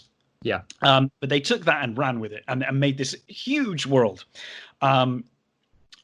Daggerfall, for all of its problems, I lost so many hours in, because you can basically live a second life in Daggerfall. It's a huge game. You can just get a job, buy a house, ride your horse around, do all of that kind of stuff. I love Daggerfall for all of its faults. The main problem with those games is that they're massive, but they're full of nothing. So you're walking around big empty areas a lot of the time. They're kind of, it goes back to that the Baldur's Gate 2 scenario, where bigger isn't always better, and I think they made it a bit too big for its own good, and there's a lot of empty space. Okay. That said, Morrowind. Did you play Morrowind? Not at the time, but I have since. So Morrowind I played not all the way through, but I did play a bit of maybe about 4 or 5 years ago. I imagine it's not an easy game to go back to. Yeah, it's very dated now. It is, and even I will concede that. For me, it's my favorite in the Elder Scrolls series, but it is not perfect. I thought it was an incredible RPG experience, though. The art style is my favorite of the Elder Scrolls games. I think the region of Morrowind is so unique. Yeah. Like, flora and fauna of that world is just amazing, and the creatures in it. And I delved so heavily into that world. I just wanted to be in the region of Morrowind forever. It's an incredible world, and I don't think any other game in the Elder Scrolls series has really lived up to that art style for me and that world building. No, I can see that. The being a werewolf was great fun. Vampires, all of that stuff. It started my my kleptomania in the Elder Scrolls series, which has continued to this day. I just steal everything I see in those games. I can't help it. I just go into a place and I'm like, well, I'm going to steal all of this stuff. I'm over encumbered like 90% of the time in the Elder Scrolls series. But I absolutely loved it. I remember I have absolutely fond memories of buying Morrowind, and at the time putting it on my PC and just walking around the world and just being amazed at how everything looked. It looked so good, and the audio, the sound design in that game is amazing. I remember just standing, wearing armor, just standing out in the rain, so I could hear the rain hitting the armor, and just take cool. all of that in. It was the most amazing experience at the time. Yeah, they got rid of horses. Horses disappeared, but I didn't really mind. You had the Silt Striders, was it? Those were really cool to use instead of the horses. Horses, for me, I've never really bothered with the Elder Scrolls series, because they're always kind of annoying. But I think the biggest problem with Morrowind was definitely the combat. It's something that existed in Arena and Daggerfall as well, but basically the combat in the early Elder Scrolls games are not based upon what you're actually doing. So your attacks visually don't necessarily match up to what you're actually doing. So it'll look like you're hitting a character over and over again, but in reality, it's based on dice rolls. So it can be very, very frustrating, because it looks like you're attacking someone with a sword like 5 million times and they're just not dying. They never kind of got that down, that visual difference. They never kind of had the misses look like misses. So it always looked like you were hitting someone relentlessly, even though you weren't. Patches have kind of fixed that, but I can see why going back to Morrowind is a bit difficult. Yeah, yeah, definitely. It's very, very interesting that they went with the dice roll sort of idea there because, I mean, me and you combined, Mm. knowing full well that we made a movie about D&D. It's a nice little tie into that, by the way. It But is, yeah. yeah, I mean, it's like where you just rolling ones constantly, then does with the occasional maybe 10 Early or on, the combat gets a lot better as you level up later in the game. yeah. So it's something they changed going forward, I think, from Oblivion onwards, actually. Hmm. So you went back to Morrowind. Did you play Oblivion? Was Oblivion your first Elder Scrolls game? My first Elder Scrolls game was actually Skyrim. Was it really? Yeah, yeah. Okay. So basically, Oblivion I've played on PS now. Um, Okay. I imagine that's yeah. not so good to go back to after Skyrim. The zoom in, like the zoom in you get in Fallout when you Yeah. go into dialogue. Hmm. That zoom in is extreme in Oblivion. Everything's it comes from a period of time in gaming, 3D gaming, where they thought that everything needed to be shiny and reflective, and it's blinding Mhm. how shiny everything is in Oblivion. Yeah, Everything is shiny. yeah, But I love it for it anyway. yeah. I can imagine it's kind of difficult to go back to because the combat's not anywhere near as refined as it is in Skyrim. Like Skyrim is a game changer in terms of the Dragonborn story develops as well. It's a wonderful story. It sucked me in so bad, and the DLC, man, like Mm. wow, it's amazing. But yeah, I mean, my Bethesda sort of history started with Fallout 3, then Skyrim, and then I started looking at, Interesting. Oblivion. Yeah, so I didn't actually know much about Bethesda before Fallout 3.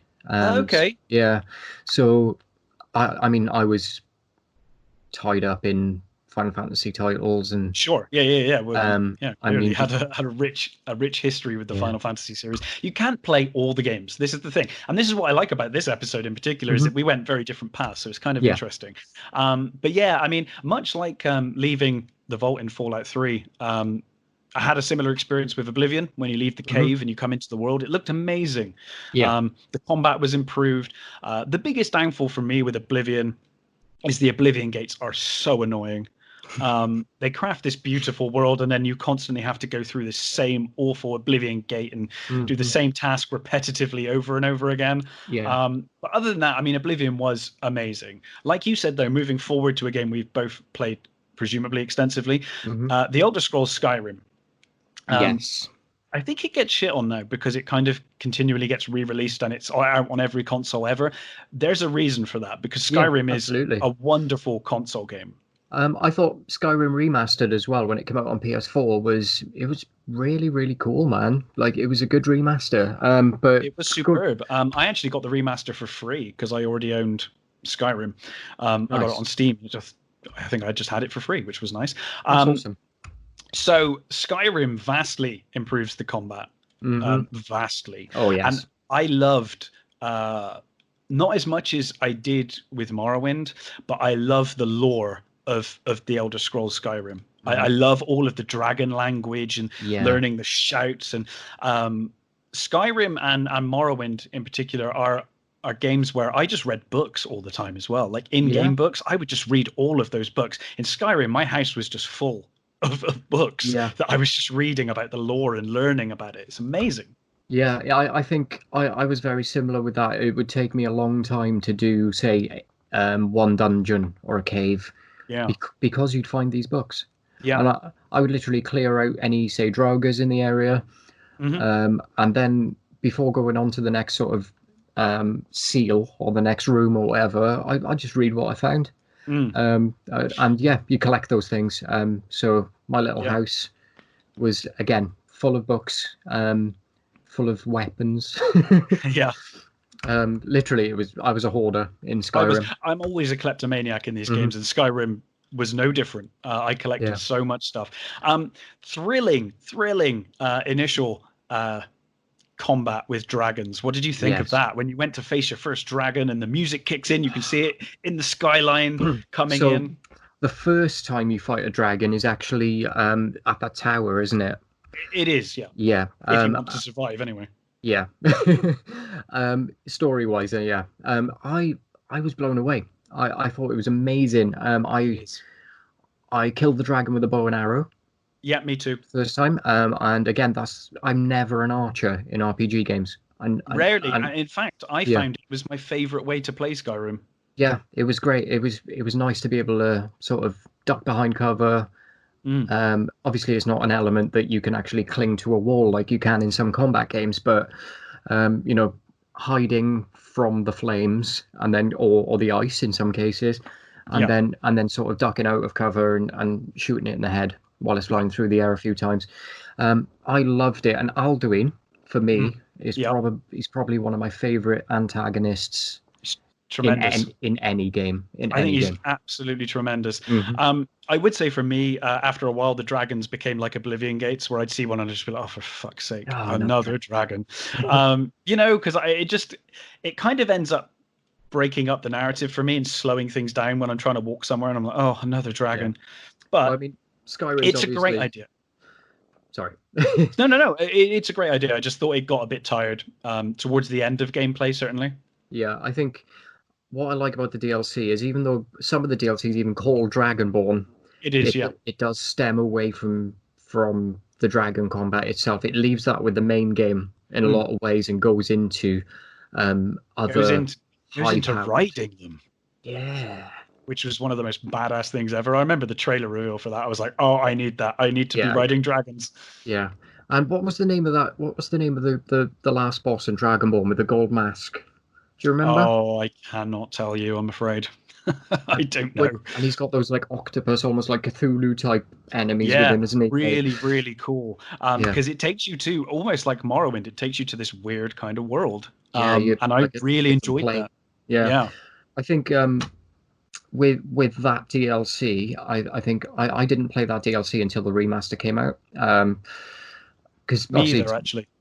obviously remaster comes with Dragonborn and the other DLC I forget the name of at the moment. So it was at that point I went through and I was like, I'm effing completing this. I Um, am doing this 100%. Mirak is the name. Mirak. Ah, well done. When I got Mirak's mask, I was like, I am wearing this for the rest of time. I'm never taking this off. Yeah, it looks Um, badass, man. can I just take you back to Skyrim for a moment? Certainly can. Because I know, we all did, right? What was your, what did you think when you first had a go at a giant? So that was quite early on in the game. Yeah, oh yeah. Like as soon as I saw it, Yeah. I was like, I'm going to kill that. I was Yeah, wrong, the but first one I came across, there's a group of people I can't remember the name of right now. They were fighting one. yeah. So that one I didn't get to in time. Yeah, same. I was getting there as it was falling to the ground. Yeah, But when you sort of come across your first one, I do the difficulty on those things.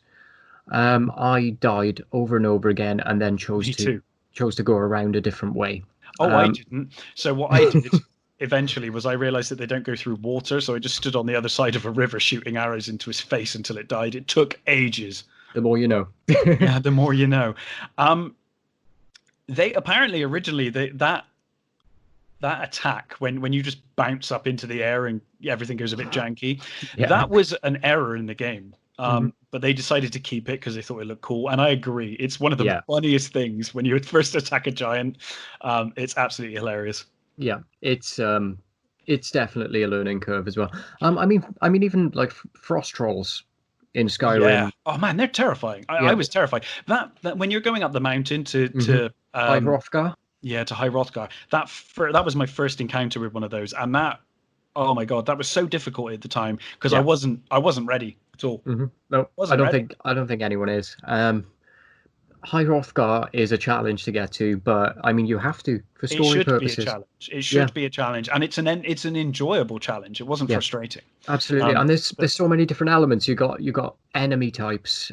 So you've got the ice wraiths, you've got the frost trolls, wolves, foxes even like around that area. Not the Yeah. foxes are really enemies, but you can kill them. Yeah, well, I Um, mean, you can hunt in the game. You can yeah, do a lot of things in the game, but and that's one of the great things about these games. They're so immersive. yeah, I think one of the elements of Skyrim that really got me though is your shouts dictate some of the things you can do in the game. So, Yes. traveling. Was it High Hrothgar where you have to have the shout that opens up the mist, or was that Yeah. high? Eventually, yeah. Eventually, Yeah, you need to get a shout that will allow you to to get travel. it's to get to Parthenax, isn't it? Yes. Yeah. You Yeah, can't get to him without certain shout. yeah. So things like that really made the game for me, and Mm. certain puzzle elements. You're in a dungeon, and you have to have split-second reaction to transport yourself through a timed gate, Yeah. for example. So you have to stand on the pressure pad and then And then shout. speed through. Yeah. Yeah. So you I got that loved all of shout. that stuff, and I loved exploring dungeons, trying to find new shouts. Yes, And I liked absolutely. that you built the shouts as well. Like you start off with a small version of the shout, and then you can Yeah. build it up to something massively epic. Yeah, so you start with like foos, and then you get Yeah, ro, and then da, and then you've got fuzo da. yeah, which is Yeah, kind of a meme now. yeah. I thought the combat was really improved as well. I loved the use of magic in that game; looked really cool. Yeah. I liked that you could use like magic in one hand, a sword in the other, or use Hmm. magic in both hands, which actually gives you a more powerful spell. You can Loved become all. so OP in it as well. Where You really can if you play it enough. have you heard of the Dawnstar skip? Not sorry, the Dawnstar loop. No. So basically, there is a Khajiit. So it's a little exploit for you. There's a Khajiit who sits outside Dawnstar every Morndas. Right. So this Khajiit obviously is a merchant, Hmm. as they are, and they have a box that's hidden in Dawnstar, which holds all their wares. Okay. So basically, what you can do, you can manipulate your saves. So you can save the game when the Khajiit is there. So Hmm. if you literally just rest and wait until they appear, save the game, Hmm. hit them once to aggro them, Right. but not that they're gonna like attack you, but they're like, oh, what did you do that for, kind of thing. Yeah. Then you can travel through Dawnstar to their box where they keep all their stuff, steal from the box, Right. and then you can go into back to them, hit them again. And do it all over again. Yeah, basically you can loop it. And what you can do with that loop as well is because there is a blacksmith nearby. Hmm.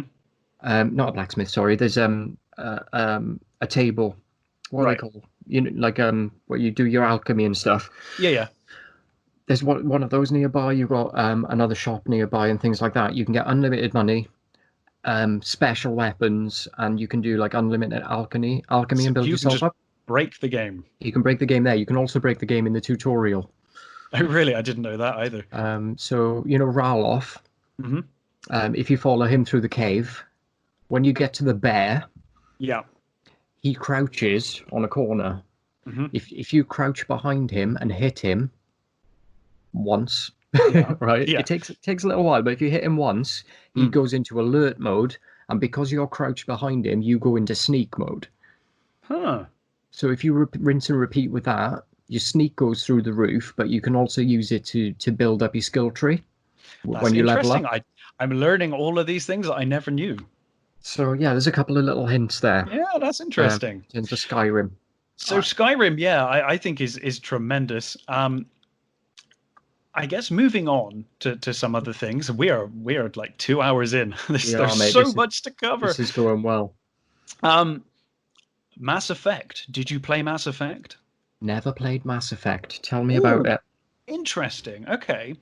Well, Mass Effect is a space uh, a space opera RPG, Hmm. effectively. And the first one was kind of janky, but it had a lot of very interesting stuff. The story was great. There was a lot of nonsense driving around in a vehicle called the Mako. It was kind Hmm. of broken. I think they actually rushed the game out the door, which is why the Mako was so awful to control. But a tremendous series and a tremendously well written series. I think the second part stands out is the kind of masterpiece of the series for me. Okay. And I would highly recommend playing 2, even if you haven't played 1. It's a tremendous game. And I even like 3. I like the ending of 3. I know a lot of people don't, but I actually think that 3 works as a narrative. I think it gives you enough clues as to what's going on in the game that by the end, you should see the end for what it is. I think it actually is a great series, but I won't dwell too much on it because if you've not played it either, if you've not played it, sorry, then we'll move on. Oh, that's all right, my man. It's something that I definitely do need to play at some I point. would definitely recommend playing at Yeah. least part 2. It's got some of the best like the characters are tremendous. Your companions, they've all got really deep backstories. The Yeah. lore is very deep when you meet all of these different species and races and interact with them and potentially add some of them to your crew. A tremendous set of games. Hmm. I haven't played Andromeda. Apparently, that's not very good at all. But I didn't Okay. play that one. But certainly, the first 3 Mass Effect games, particularly 2 and 3, are tremendous RPGs. Did you play Knights of the Old Republic? I did a little, Okay. a very little, and again, that was because a friend was playing and I was there. Hmm. So I was allowed to take the wheel every now and then on that one. Yeah, Yeah. and Very, and very fun though. a tremendous couple of games. I think the first one is Hmm. definitely the masterpiece of that series. Hmm. Um, And much like Planescape Torment, you can go in whichever direction you choose to go in that Yeah. game, either Sith. way. And yeah, I loved that choice. The choice to Yeah. become an evil Sith or a Jedi, depending on your actions, was tremendous fun. The second one's really good too, but the first one and the plot twist in the first one, which you Hmm. kind of see coming a mile away if you know anything. Yeah. Um, Yeah. it's still great. It's still a Yeah. wonderful game, and I think it still holds up really well to this day. Yeah. Did, Yeah. I can see that. Yeah. What were you going to ask me and then? setting it so far in the past as well, I think really helps that series because it's not bogged down by the Skywalker series, Yeah. saga. Yeah. You don't have to worry about any of that. As much as I love the Skywalker saga, from I start to don't anymore. finish, really, you're not a fan. No, I like the when it comes to Star Wars, I like the original 3. Um, as they Yeah. were, not amended in any way. I'm Yeah. just kind of old fashioned like that. I like some of the new stuff, but not too much. Yeah. I think the way I look at it is the original three Mm. are they are the go-to. They're if you're going to introduce anyone to Star Wars in Oh terms yeah, of the original, movies, it's the original three. 100%. The first three, they start off as sorry, the episode one, two, and three. I'm saying Yes, here. yeah. For me, they start off as kind of kids' movies Mm. that build into like I really really enjoyed Revenge of the Sith towards Uh, the end. sure, it gets interesting towards the end there. Yeah. But yeah, I know the new movies are very hit and miss with people. I did enjoy them myself. I enjoyed some aspects of them, Yeah, but yeah, I can kind of step away from my I fandom. yeah, I could step away a little bit and enjoy them for the movies they are, Yeah, basically. but yeah, Knights of the Old Republic doesn't get bogged down by any of that because it's Hmm. set so far in the past. Yeah. And yeah, a really fun set of games. Highly recommend Knights of the Old Republic 1. Did you play any Dragon Age? No. Mm, No, okay. I really need to play Inquisition though. I've been told by a few people I need to play Inquisition. I haven't bothered with Inquisition. I Really? played. Is that the third one, right? Inquisition. Yeah, yeah. Yeah. So I played Dragon Age Origins, which I thought was a tremendous game. It really took me back to the best days of BioWare. On PC, it was a wonderful experience. It was great. I forgot to even mention Neverwinter Nights, another tremendous. You know what? Tremendous game. I've We got that could on go my on list too. forever with this series, unfortunately. Did you play Neverwinter Nights? I've got it on my list as something I want to Oh, play. okay. Or wanted to Definitely play. worth going. Again, BioWare being tremendous. Yeah. I did. Story's not so great with that game, but it does give you the tools. And if you go online and download character the stuff that the fans have created, the fan created content is tremendous. But Origins, for me, Dragon Age Origins, I thought was a superb game. It's wonderfully voice acted. It looked stunning at the time. The graphics were incredible. Hmm. The combat, the turn-based combat was great. It really was good. I didn't like the second one, and as a result, it kind of went in. They decided to take it in a more Mass Effect route. I And got you. while I liked Mass Effect in that way, I didn't want that from Dragon Age. Yeah. Okay. But I'm told the third one's great, so I myself need to try the third one. Yeah. So the next on my list, because I know we've got to get into the Souls series and all of that stuff. Uh-huh. The Witcher series. Yes. Have you played the Witcher series? I have played Witcher 2 Assassins of Kings and Witcher 3 The Wild Hunt. Okay, so I played all three. My friend was like, dude, you need to play The Witcher. When it first came out, he was really blown away by it, and I really enjoyed it. But that series has truly gone from strength to strength since its inception. I've never read the books. No, same. I enjoyed the Netflix show for what it was. Yeah, it was really good. Really good. Really good so far. So what do you think of the Witcher series? I really enjoy it. The crafting elements are really interesting. Yeah. The story is always fantastic. The story and the lore is tremendous. I love that you've got different weapons for different monsters, and you have to kind of plan how you're going to deal with the different creatures. You need to kind of think ahead. I mean, the lore of that series is some of the best, I think, that I've played through. Because generally I tend to gravitate towards RPGs where I can create my own character. And obviously you can't with the Witcher series. You're playing as Geralt. You are Geralt. Obviously you have choices that you can make as the character. But for me to get really into a game where I'm forced to be a character, it needs to be good narratively. And I think the Witcher series has got some of the best narrative that I've seen in RPGs, honestly. Particularly 3. 3 is, I have sunk so many hours into The Witcher 3. It's ridiculous. I remember starting that game. It's taken me so long to complete Witcher 3 because I just get distracted by everything, you know? Yeah. It's just the world they've crafted. I remember going into that first town, and I didn't leave that first town for hours. I wanted to know everything about that town. White Orchard. I was just immediately sucked into the world. I wanted to meet every character. I wanted to do every quest in that town. It took me so long to get to the Griffin because I was just wasting time going around just like all of this stuff. I've put so many hours into Witcher 3. What did you make of what did you make of Witcher 2? Was that the first one you played? It was, yeah. So Witcher 2, it was one of the free games on the PlayStation Network at one point. Oh, cool. Before Wild Hunt dropped. Not long before. In preparation. So it probably would have been just a kind of like, play Witcher 2 now because Witcher 3 is on its way and we want you to spend money on it. Sure, and it worked. Oh yeah, definitely. So I didn't complete it as such because I get very distracted. Yeah, sure. But I did really enjoy the game itself. There was this a cutscene that sticks in my mind because all of my memory of it now is Witcher 3 because I played so much Witcher 3. Actually. I forget that Witcher 2 actually happens sometimes. But there's a section where you're in interrogation, aren't you, in Witcher 2? Yes. And you fight through the flashbacks of that interrogation. So I remember that element of it, which is very early on. And I also remember there's a cutscene on a ship, like on a pirate ship.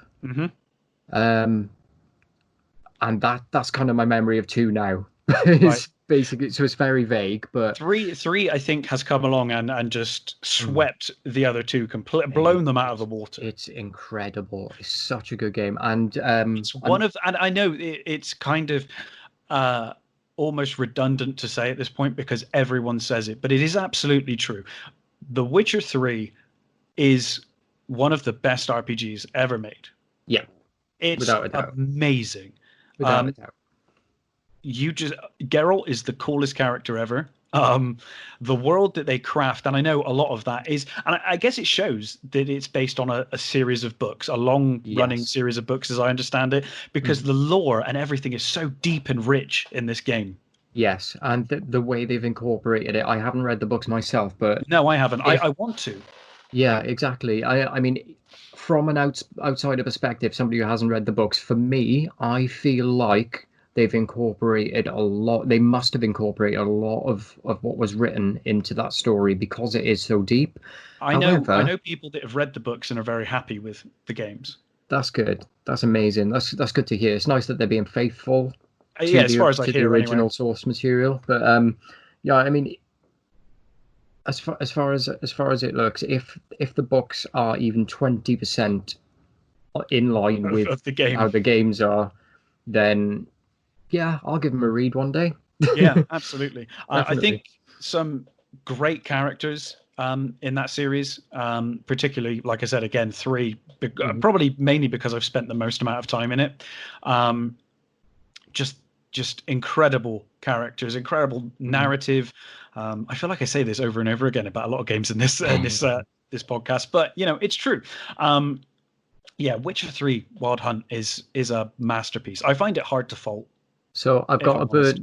the burning question for you on the Witcher Go on. series. Triss Merigold or Yennefer? Yennefer. Same. Oh, good. I thought you were going to be like, don't be stupid. Daz, Yes. my boy, That's talk to me about Dark Souls. Oh, I can't believe you just said that. All my dreams have come true. Well, we had to get there eventually. Yeah. For you, it's like, I don't know. I feel like if someone says RPG to you, it's Final Fantasy and it's Dark Souls. Yeah. I feel like you just told me, talk to me about your son. Yeah. Yeah, kind of. Right. Let me tell you about a man called Hidetaka Miyazaki. Go for it. So Hidetaka Miyazaki is the head of From Software. Mm-hmm. He and now legendary studio. Yes, absolutely. The Get Good studio, as I call it. Get Good studio. Yeah. Now, I must admit, when I first played Dark Souls, and to an extent, I still think this. To an extent, I got really annoyed with Dark Souls very early on.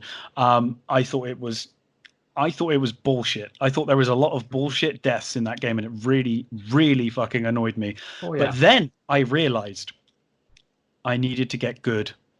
So Miyazaki's take on it is, he was asked the question. He was like, "Would you ever put an easy mode into your games?" I hope he never does. He never will, and his reasoning for that is, he said that he would prefer people to struggle and to overcome the challenges and feel the rush of overcoming that challenge. There is no game. There's no game series, and there may be now because I've not played a lot of the Souls-like, as they call them, games. Yeah. But there is nothing like the feeling you get from taking down an enemy in Dark Souls. Yeah. Nothing. 100%. My man. Such an accomplishment. And that's why I still play Dark Souls, like the original Dark Souls from 2011.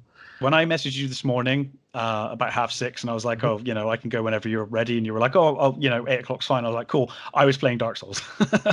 What, you playing Dark Souls 1? Yeah. Nice, man. Whereabouts were you? Again. I started again. Oh, cool. Nice. Yeah. Playing a Wanderer this time. Let's run through it then. So you play the Chosen Undead. Yes. So again, you don't get to choose your character. You get to choose your class.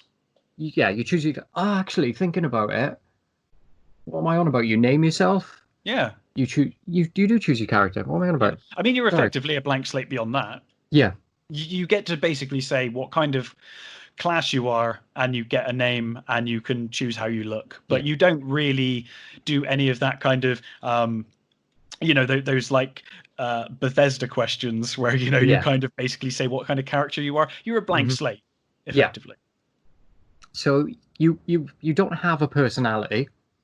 No. Or anything like that. You are literally a mute, chosen undead, traveling through the world of Lordran.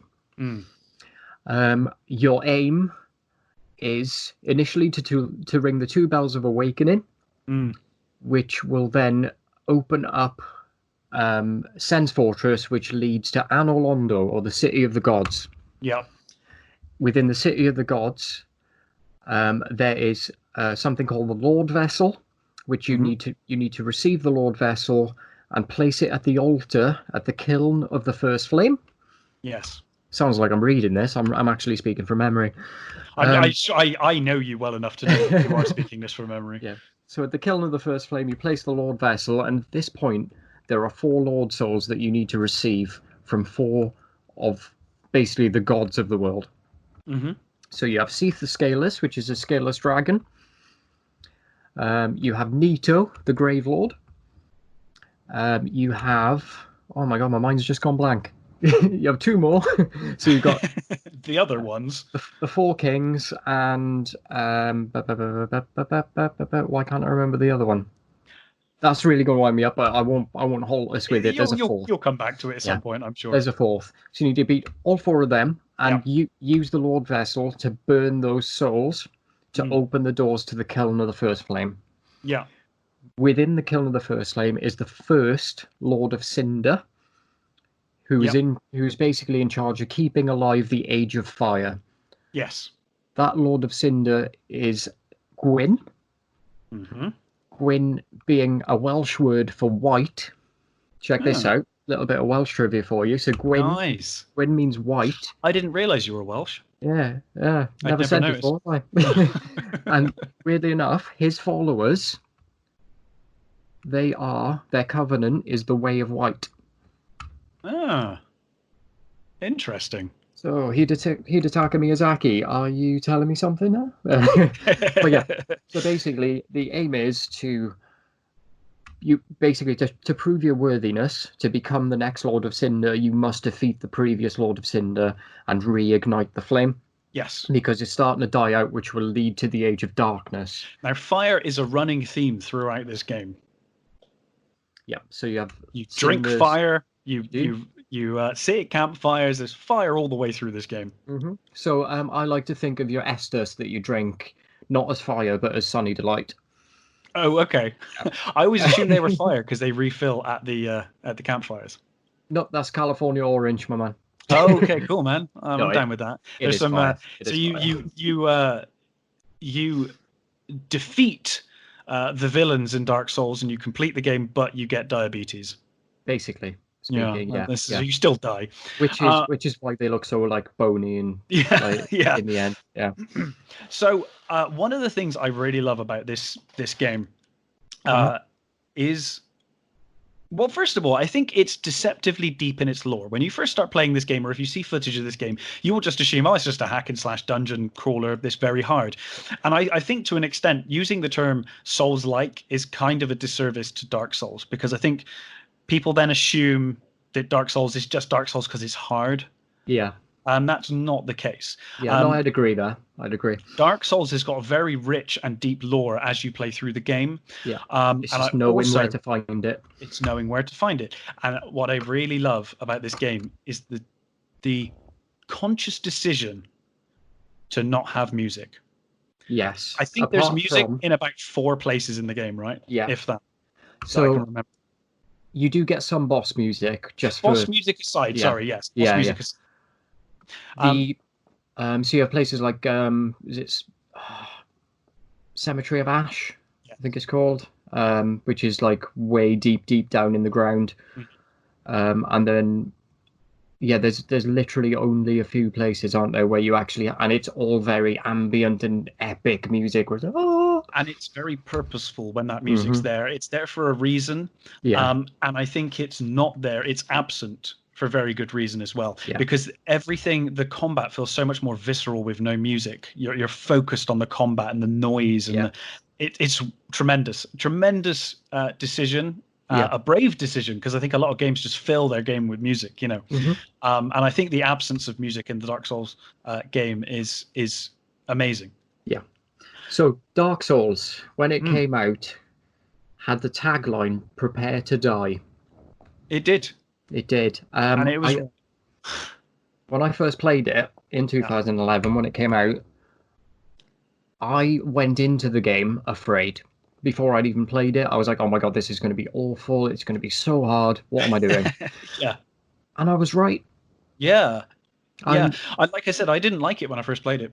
No. I got really annoyed with it. And it was only when I heard other people talking about it that I went back to it and I put some time in. And when you put the time in to get good, Yes.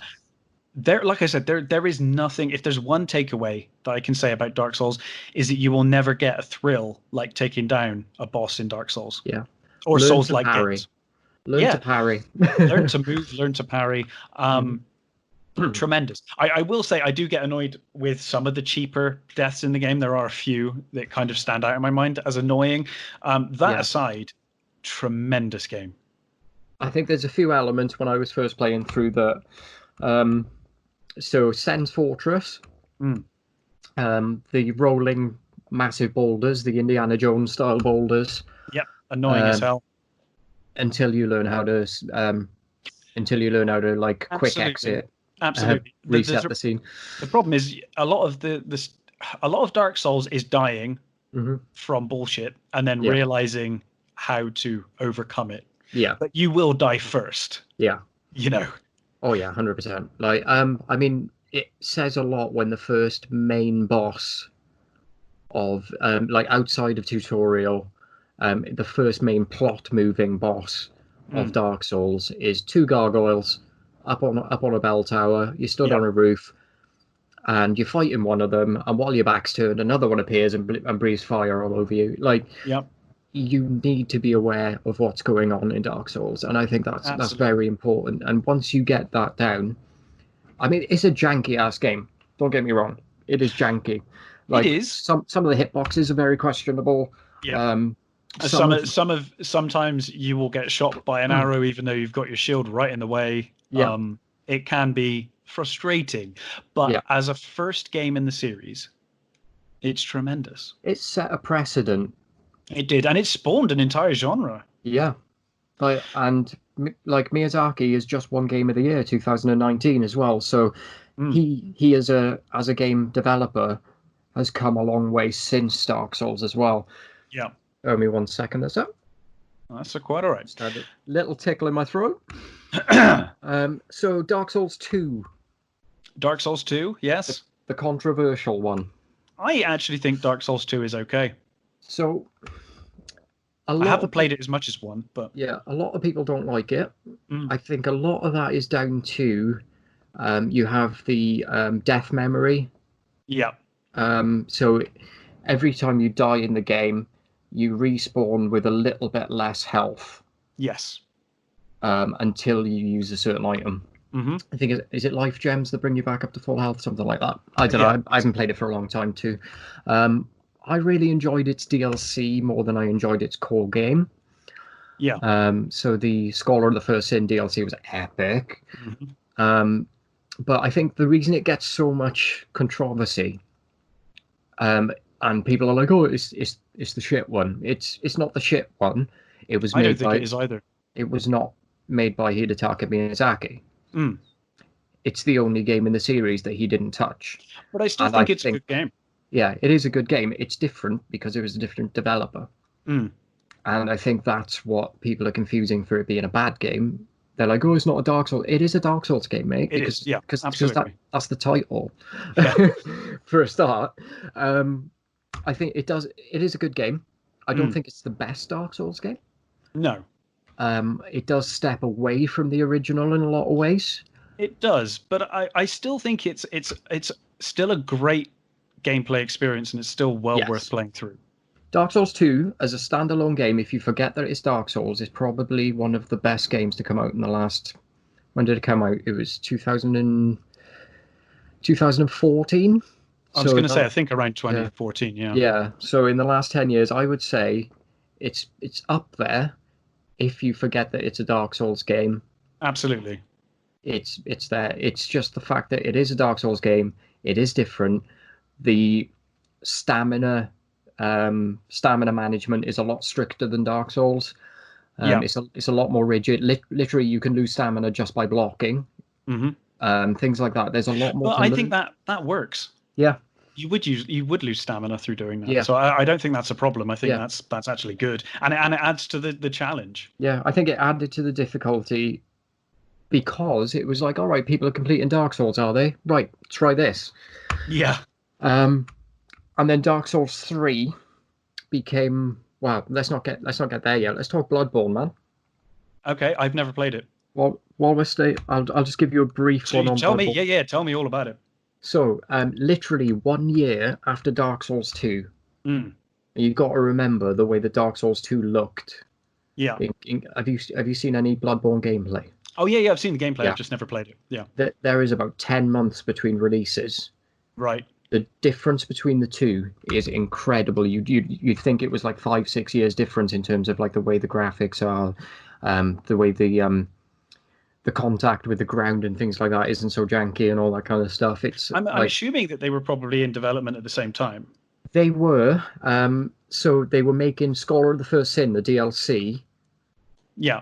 And as they were coming to the end of that DLC, they were doing Bloodborne with a different team, which Miyazaki was a part of. Oh, okay. And then when they were coming to the end of Bloodborne, they were also doing Dark Souls 3. So they were all very close together. Interesting. Yeah. So, Bloodborne. So you awaken from a blood transfusion in a town called Yharnam.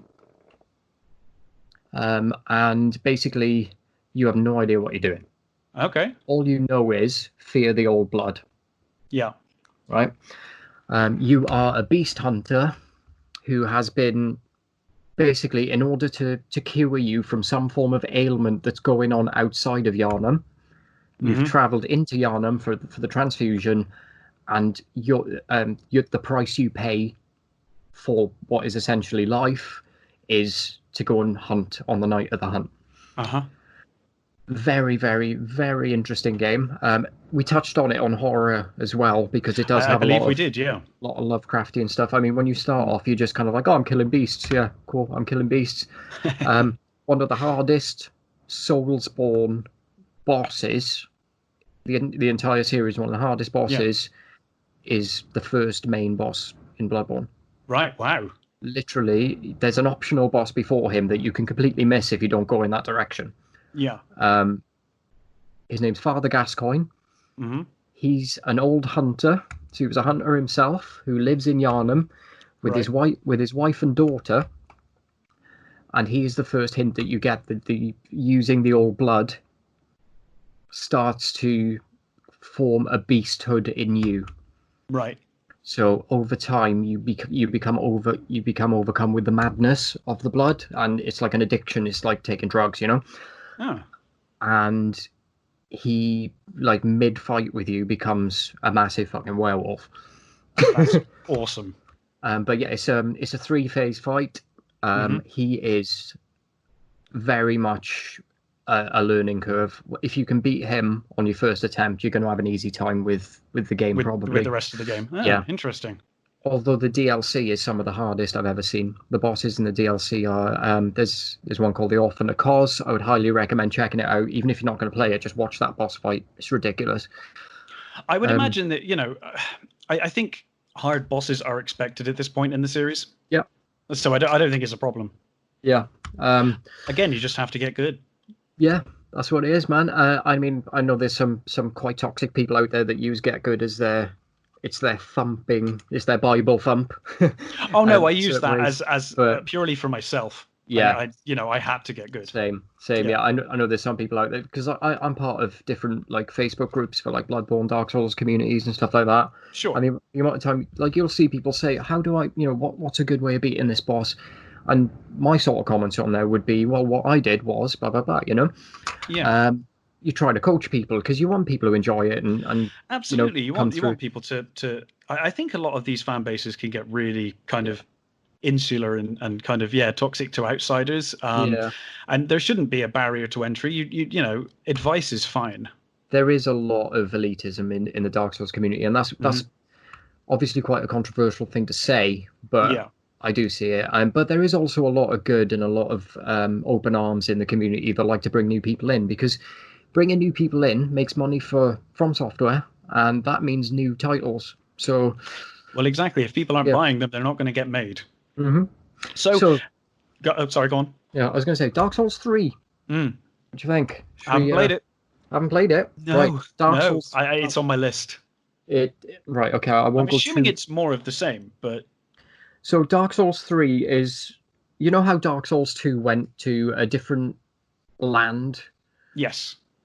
with totally new lore, and like everything was new, like it had nothing to do with Gwyn or anything Yeah. like that. Dark Souls 3 is a return in certain elements to Dark Souls 1. So it is a sequel. Right. So you are no longer the chosen undead, you are now the Ashen One. Oh, So I'll just interesting. give a brief synopsis of what that is. So Sure, please do. basically, every single time a chosen undead gets to the flame, so say for example, if 100 chosen undead have gone through, this is quite meta, by the way, and beaten Gwyn, Yeah. not all of them are powerful enough to control the flame. So Right. some of them will burst into flames but not control it. They'll become ashen ones. Interesting. Now, basically, what you have with Dark Souls 3, they've given up on the chosen undead route. Right. So now you have the Soul of Cinder, who is like generations and generations after Gwyn. Mm-hmm. The Soul of Cinder is sat in the kiln, and what would usually happen is previous Souls of Cinder would join together, put their souls together, and relight the flame, basically. So it's moved on from, right, this isn't working with the chosen undead, so we need to bring back the old ones. Yeah. To reignite it. That's nice. It's nice to have some developments. Yeah. So we don't want the same story over and over again. Yeah. So your job as an Ashen One is to reunite 4 old Lords of Cinder. Right. Take their souls to the kiln, defeat the Soul of Cinder, and reignite the flame. So very similar there, but with some very minor sort of tweaks in the story, just because time's moved on. And what interesting. So when is this one set? It doesn't have a time specifically, but okay, you just know that time has passed. It is hundreds of years after from what I've read. Now, basically, the way it is, you've got the 4. So you've got Yorn the Giant, you've got Aldridge of the Deep, and you've got 2 more. I've done it again. It's all good, man. Yeah. So basically, you need to defeat those 4. Yeah. Take those Lord Souls. So the Abyss Watchers being a 3rd, and I'll give you the 4th when it comes to me. You take those souls, give them to your Firekeeper, right? Who is the lady that you level up with, and she will then put them into your flame, which is your bonfire in the hub in Filing Shrine. Right. She will then then grants you the power to travel to the kiln and defeat the Soul of Cinder. Interesting. Yeah, so where do you rank your Dark Souls games? Or Souls-like games? Where do you sort of, what are your favorites of the genre? Dark Souls 1. Yeah, that's my favorite so far. I've not played too many of them, but Dark Souls 1 is my absolute favorite. Yeah. So I'm going to leave out Sekiro at the moment. I'm not going to mention that one because I see that as a standalone. It's a different type of game. Dark Souls 1, Dark Souls 3, Bloodborne, and then Dark Souls 2, even though I love them all. Yeah. I mean, I was just purely just like, what's your favorite? Yeah. Not, I'm not saying that one of them's awful if it's at the bottom of the list, but I mean, Dark Souls 2 being at the bottom of that list, it's still a good list, right? Yeah. It's still strong. So where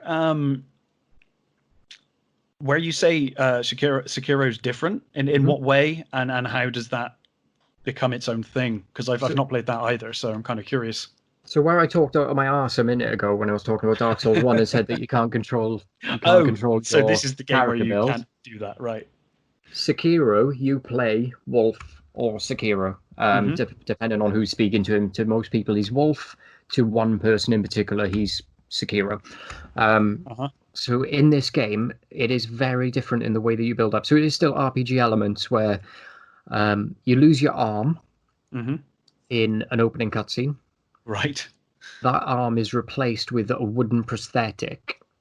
Okay. Now, basically, what your aim is, your job is you are the shinobi guardian of a young boy called Right. Kuro. Mm-hmm. Kuro is like he has the power of dragon blood, which means that he has eternal life. He's kind of like the golden child, if you ever saw that movie, right? Yeah. So basically, your aim is to be his protector. You're his main guardian. But you have a rival who wants to take that place from you called Genichiro. Interesting. So is the rival an NPC or is it a player-controlled character? NPC. Okay. NPC and recurring boss. Interesting. Yeah. So he's your Cypher from Final Fantasy VIII, basically. Yeah, sure. I was just thinking that, actually. Yeah. The way that the leveling up works, you can level up you can find items to put onto your prosthetic arm. So you can get things like Shuriken Wheel, which shoots shurikens. You can use it as a grappling hook, which you do for most of the game to get to certain places. You can have something called Flame Vent, which will burst fire at enemies, things like that, all from this prosthetic arm. And you can level up those different prosthetics to more powerful ones as well, depending on which ones you choose to use. But you can also level up your skills. So you have skill trees for different martial arts types, different sword wielding types. So there's a lot of RPG in there. Sounds interesting. I've not played this one, but I must admit I saw some gameplay and it looked really fun. Yeah. Game of the Year 2019 from IGN. Well done to Hidetaka Miyazaki on that one. From you? From me, yes, 100%. Without a doubt. Okay, great. Without a doubt, man. It's on my list. I need to check it out. Well, if you ever want to play it for free, I have it. So I may take you up on that. Once isolation's over, I can get it dropped over for you. Yeah. So basically, it's a place called Ashina, which is in Japan, feudal Japan, and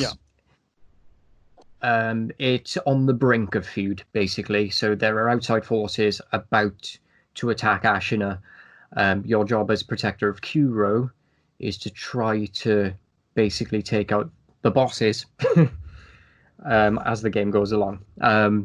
It's a very, very good story. I would say there's certain characters in there that I wish had more to say. Okay, that's interesting. Yeah, so there's certain merchants and things like that give you little bits of lore. If you really pay attention, they'll talk to you about certain things that happened in the past, things like that. I wish there was more of that. But then you do have some characters that for me should be mainstays, and I hope for a sequel, to be honest. There's a lady called Emma.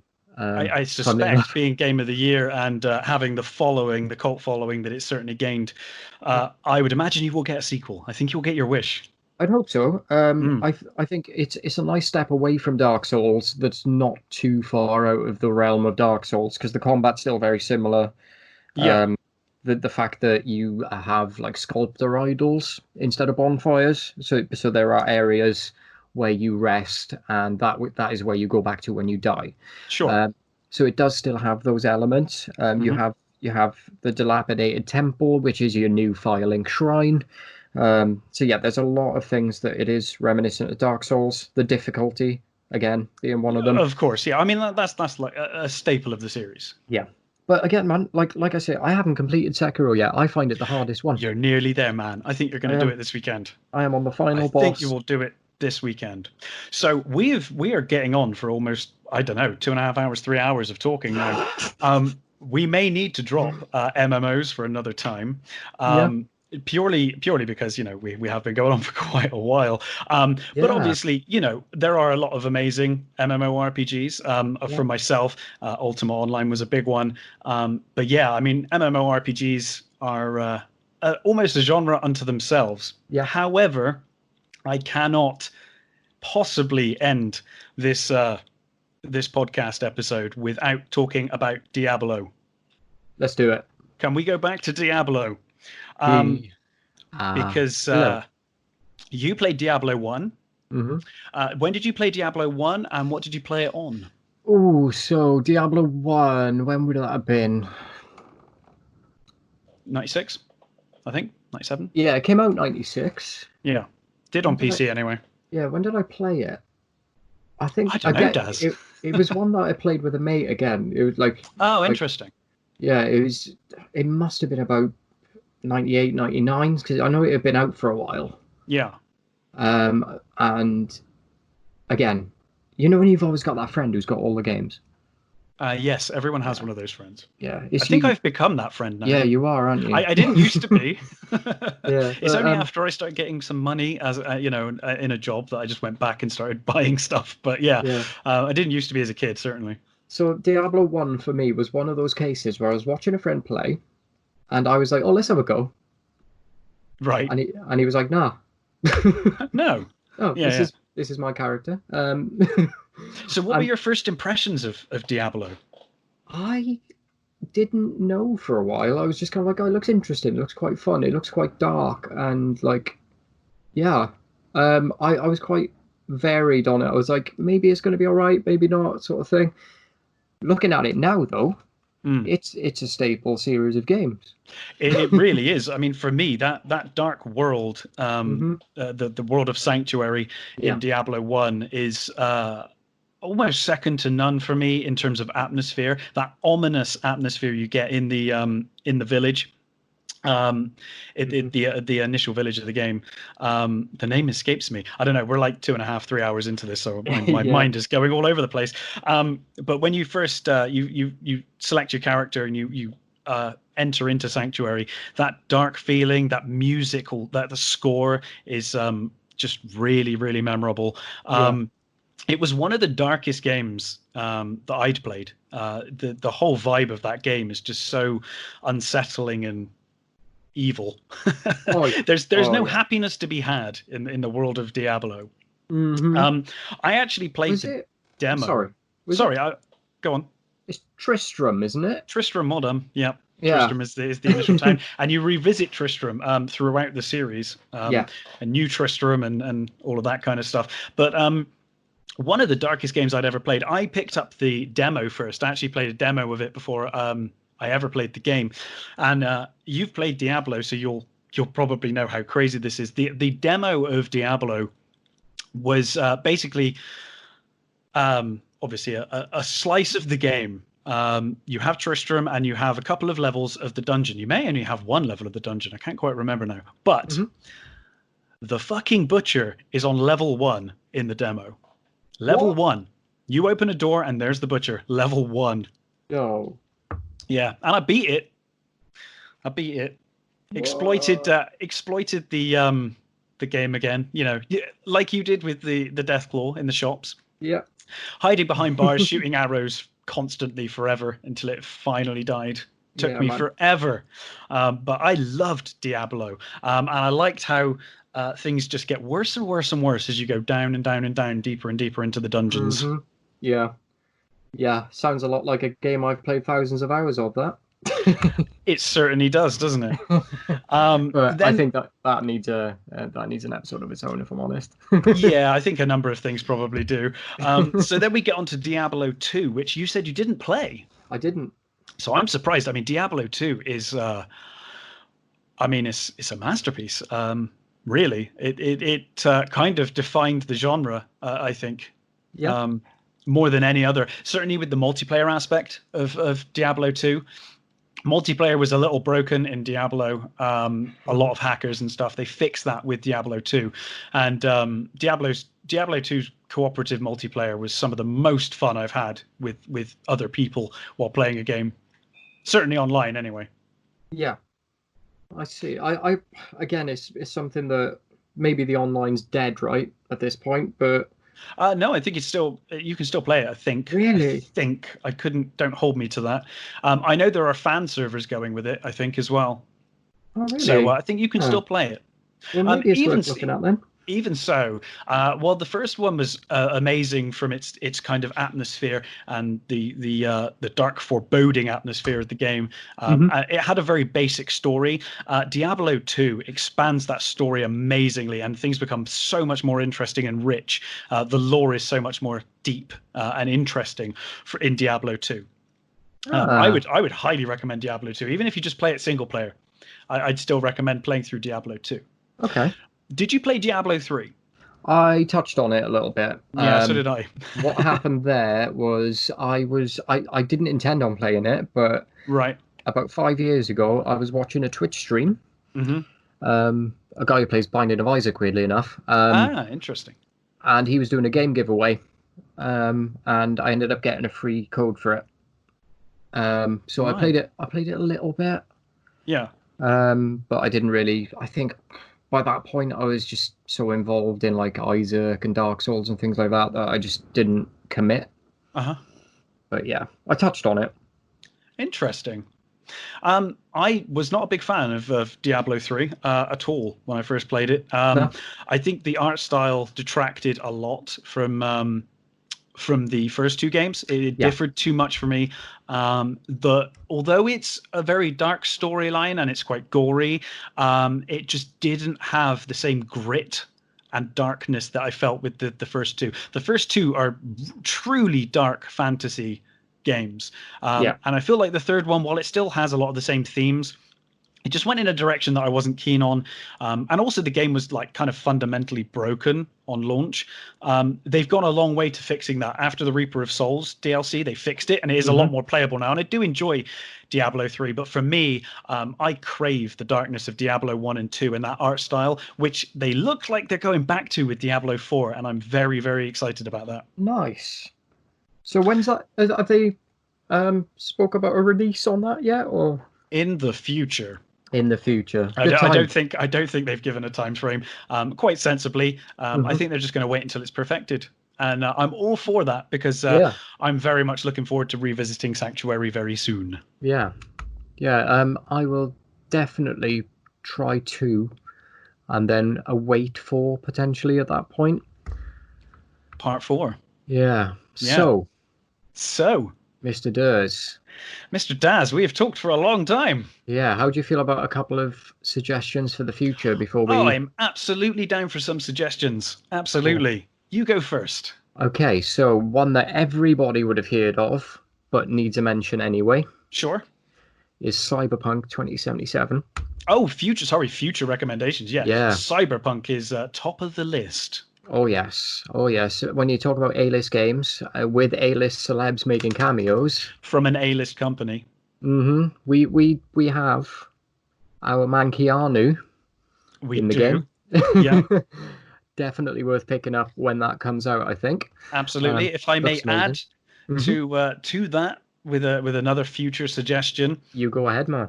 A tremendous very broken, if you've got the patience, it's well worth it because it's a tremendous experience. RPG, Vampire the Masquerade. Nice.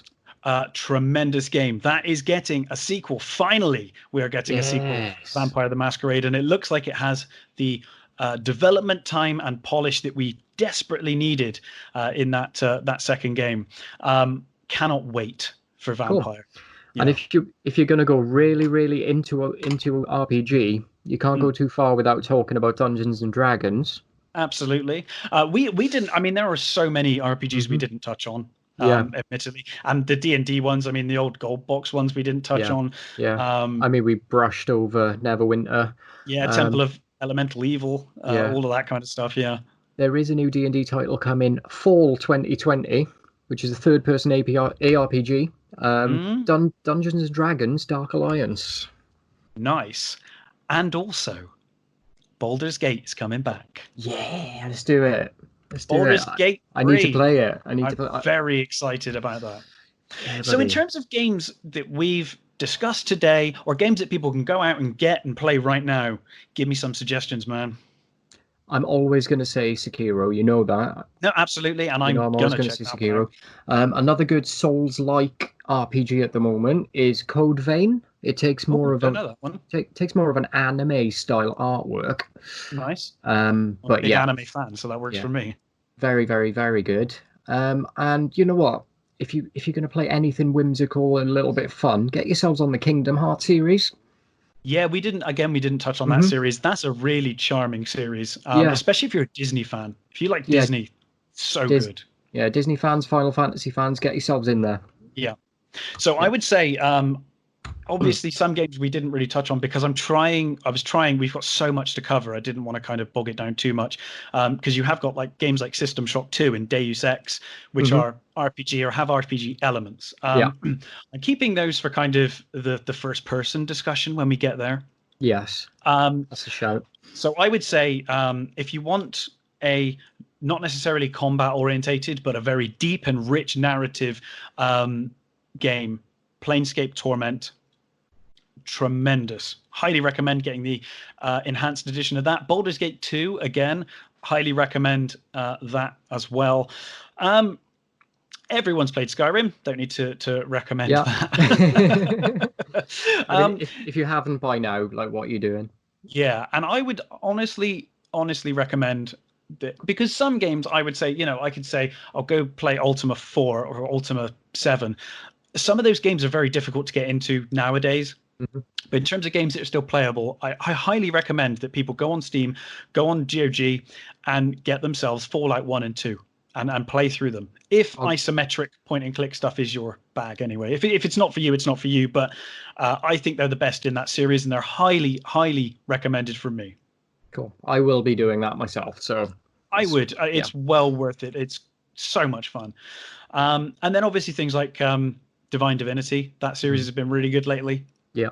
But man, this has been an extra long podcast. It could have gone on even longer. I think if we'd started trying to cover everything in RPG, which is why we kind of said at the start we weren't going to cover everything. We didn't even touch MMOs. That's a whole nother discussion. Yeah. This was mainstream RPG, basically, wasn't it? And things we played. I didn't really do too many MMOs, to be honest. Ultima Online is probably the one that I played the most. But so next time, what are we going to do? Are we going to do another poll? Let's do it. Yeah, I think if we get a poll live, so if we get this out 6 o'clock today, as we always do, 6 o'clock tonight. Yeah. We will allow Saturday. allow some listeners to happen, and then maybe tomorrow afternoon, sure, we'll get a poll out, looking at what we cover next week. Absolutely, I like it. Yeah. I'm enjoying this. This has been really good fun. These like 2.5, 3 hours have gone in no time for me. I know, it's right? always a pleasure, man. I feel like we could keep talking forever. I desperately need a drink. My throat is so dry. But yeah, tremendous talk as always, Mr. Daz. Yeah, of course, and I guess we'll catch everyone next Saturday, 6 o'clock, every single Saturday.